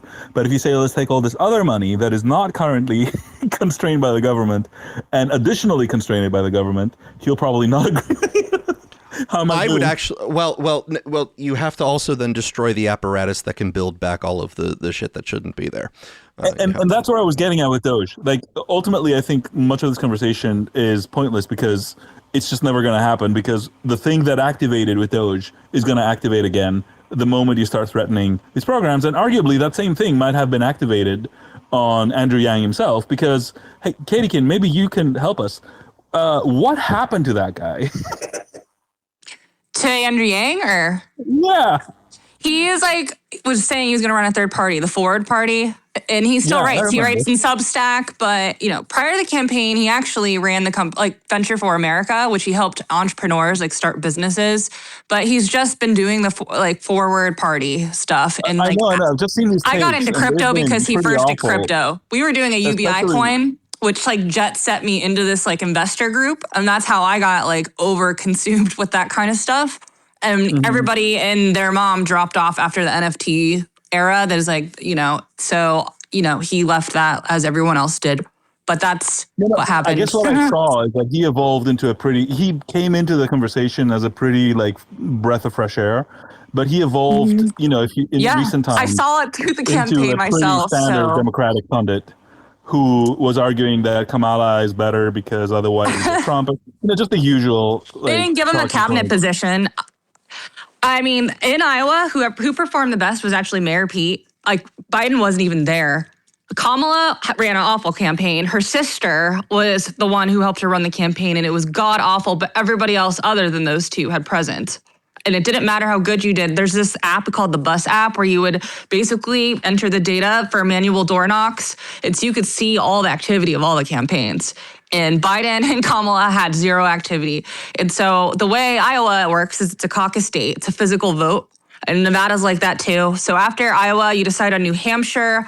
There's only a certain amount of states you go, and everybody dropped basically after Nevada. And so nobody else in the country's vote really matters. So this is how I felt. And what floored me was that they sell the data. The DNC sells the data. You can't even talk to the voters without paying the DNC.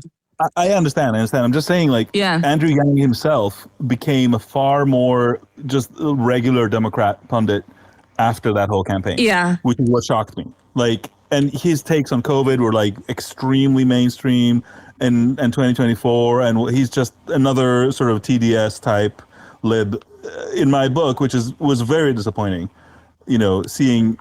I know exactly what you're talking about. I think I told Gator this once. I said, being on the campaign after the end of this, I realized he was just a bro. Right. Sitting in the campaign office, one of the last things he said was, I'm going to miss the fans. Basically, because he had just this roar of fans go to all his rallies, and there were people who left their newborn babies to work on that fucking campaign. You had to break your lease, leave your wife to be in this horrible lifestyle on a cot. You had to work till 2, 3 a.m. All the campaigns are like this. You can read about campaign stories from the Hillary campaign, the Bernie campaign. It is very, very hard to work on a campaign. And then if you are this happened to a couple of couples in the campaign. If somebody has interaction with the super PAC, you're not allowed to speak to the campaign. So they divide you into groups of what you're legally allowed to do. It just destroys your whole life. But yeah, when he gave his final speech, because what you're trying to do is deplete the campaign budget. So they buy all these computers, they have a data team. So you go back to the office and COVID hits for Andrew Yang at that time. It was really, really bizarre time. But yeah, that's how I felt. It was he was more mainstream, more bro-like. He wasn't playing 4D chess. So how much of it was people coaching him? I mean, all campaigns are. We were told to just call him the candidate, not even Andrew. When you're on the campaign side, you're looking at the candidate and how to strategize them. You're thinking about nothing else. You're almost not making them a human anymore in your mind, because you're just doing such strategy all the time, and every single sub team handled it like that. But too much into campaign stuff. He did devolve into that, but so did everyone else. But you have to follow cancel culture, and everything that happened after that era changes everyone's response, whether you're a public figure or not, is how I look at it. And so he was definitely affected by mainstream and all the activism that happens. He already flirted the line. He ran as a Democrat. He didn't run as an independent or Republican. So, yeah. But in terms of government, I think Gator was actually afraid of the same thing I'm afraid of. I don't want any manipulation, especially a central bank currency, but I don't see any other option when you're not going to have a soft landing, it appears, and we're going to go into a recession, and more people are clearly going to struggle. We're going to hit a breaking point. And so I don't know what we would do, but you wouldn't have TurboTax if we had efficiency. You would have them just bill us. The IRS would just bill us. They have the data to know what we owe, but then we have TurboTax that rapes the government and creates businesses around it. So you have to stop basically private companies like mine from controlling all the tech, because they don't have in-house tech talent to change. Do you know that some of the Navy ships don't have internet still? So... Yep. Well, I mean, I'm that's afraid kind of what we're saying, that doesn't go away when you install UBI. So you're still stuck with the same decision-making process, which will do to it what it's done to everything else. And to me, Doge is the most harrowing thing, because Doge was somebody who did bring in actual talent, and did put his finger on all the third rails. And maybe you'd need somebody who is more politically astute, but then those people somehow get sucked into the vortex. That to me, the real question is, like, is it even worth thinking about, like, wild ideas for how to reorganize the government? Like, frankly, where I'm standing right now? I'm like, don't touch anything. Like, the system is fucked, but at least it kind of sort of works.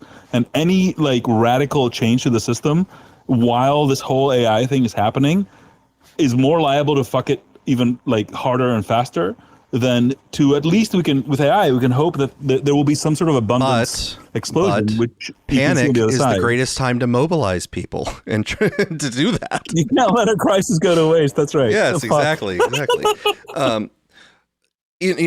think, look, there are zero people who can know for any certainty what the future holds, and whenever the world seems to be going astray, every single person tends to have a fear that the future basically will not exist, that or whatever future will exist is going to be nothing but a horrible dystopia. And of course, I jokingly have the traces of AI dystopia segment, but that is only to try to make sure that there's a balance between all of the benefits that the system brings to how all of the interactions and the growing pains can go wrong, and particularly when it comes to the way that the governments respond to it, how it can really go wrong if they adopt and legislate certain technologies that can go wrong, et cetera, et cetera.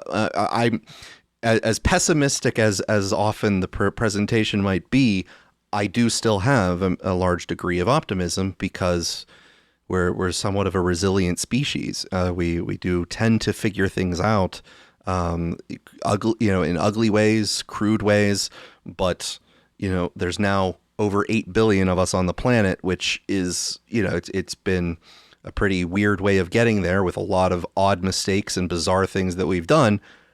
But overall, you can kind of say that we're flourishing, right? And so I don't expect that necessarily to take a dark turn, and all of a sudden we're looking at 100,000 of us remaining, and in a literal sort of Terminator-like future.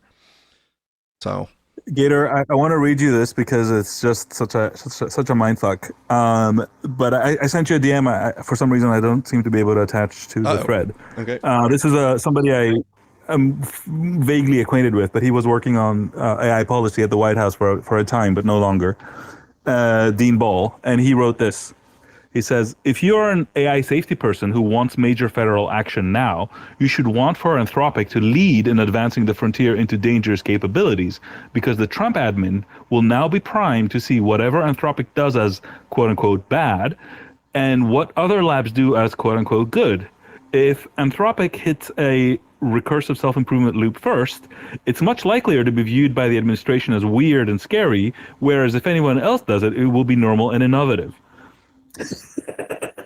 Is this true? The government said no to Anthropic. It would be a supply chain risk when it didn't come down to basically two pinpoints. They said they didn't want autonomous drones to interact with the AI. What was the other one? And they said no. So they were like, F you, it's a supply chain risk. But once they saw the value of Anthropic, when they hacked all of those world banks, they were like, we want you. Right. Nah, never mind.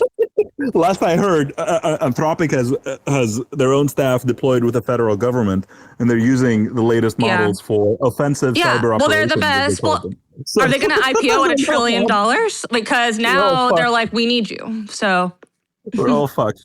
Yeah. No, anyway, Gator, I don't know if you caught the valence of what he was trying to say, but basically, because Anthropic is considered like the woke one, if they're seeming to pull ahead, you might actually get government action to control stuff. It's just a reverse psychology. It's basically reverse psychology in a way, right? Like if. Yep. So this will be fun.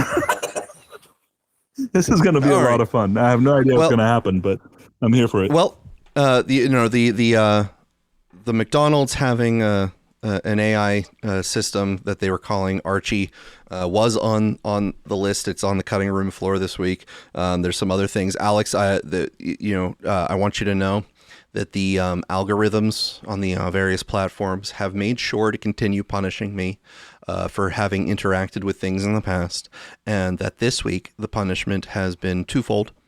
One is I'm getting an exorbitant amount of something I am calling Terrence Howard propaganda, which is not just Terrence Howard content from Terrence Howard, but it is derivative content where people are hyping Terrence Howard as a brilliant mind with a lot of important things to say. And I'm getting inundated with that. And the second is that Meta, which I've complained about extensively for their adoption of porn, particularly of the AI blend, has upgraded this week from just giving recommendations to incestuous AI sex bots, where they want you to assume want you to have a sex bot that assumes the role of your stepmother that you're trying to have sex with. They've upgraded from this. And they used to have long, short form soap operas that they would play for you in like a minute segments, where like the full story was maybe a half hour long, but you get like a minute of each little thing, and it was supposed to be like get you hooked on getting these short form content things. They've gotten rid of that and upgraded to the AI version of it, to where now you get very, very shittily made AI video soap operas of incestuous activity, where someone is attempting to screw their stepmom or their stepsister. But now you can not only watch the soap opera the shittily made by the AI, you can also then chat with the AIs in the soap opera if you wanted to also fantasize about having sex with them. So that is the content that I've been getting handed to me by the various algorithms. Alex, I want you to know. I don't even want to know what your search history is like, sir. It has nothing to do with my search history, sir. Of course, but of course you would say that. I promise you, it solely has to do with the stuff that I have actually looked at while it has come through my view on the algorithms themselves. And it just continues. I don't know if that helps your case. Well, listen. I have a thread where I even answer that, where it's like, another one of these, like, hey, have a sex chat with your stepmom thing, and I argue is like, well, Gator, the fact that you're spending time recording these as they come through your feed so that you can show us that it's happening to you is what makes the algorithm think that you want this content. I understand that, but I need everyone to suffer with me. That's right. I can't suffer alone. But sometimes you do have to think, like, if this is a genre, there must be an audience, like a native audience, not you or people who are recording it because it's there. Oh, but absolutely. It must be. Yeah. So, I think in those annual, I think in those annual Pornhub reviews where they talk about all the search terms that were popular during the time, I think during COVID, the step family thing was one of their most popular things. Like Bernie Sanders says, man, who are you to get in the way of the people? If that's what the people want. Just think, the LLMs just giving it to were trained off of all that output. So, we should all should all profit off of the step family incestuous pornography that's being generated by the AIs. Fuck. All right. Look, with that, this is not my opinion. This is BernieAnders, okay? National candidate. I don't know what to tell you. I think that closing really fits the this dumb week theme here. It's all getting dumber. Excellent. We landed it. One more time. Good show today. I hope everyone has an exceptionally dumb week. Nobody actually gets successfully hacked. If you review my story, use it as a little bit of a guideline on how to navigate those situations. Always approach them with some skepticism. Don't fall for the tricks. You won't trust no one. People at the keys. Exactly. I hope everyone has a wonderfully dumb week, and I will see you all next Sunday. See you, everybody, and thanks to the people who stood up and talked. Like it.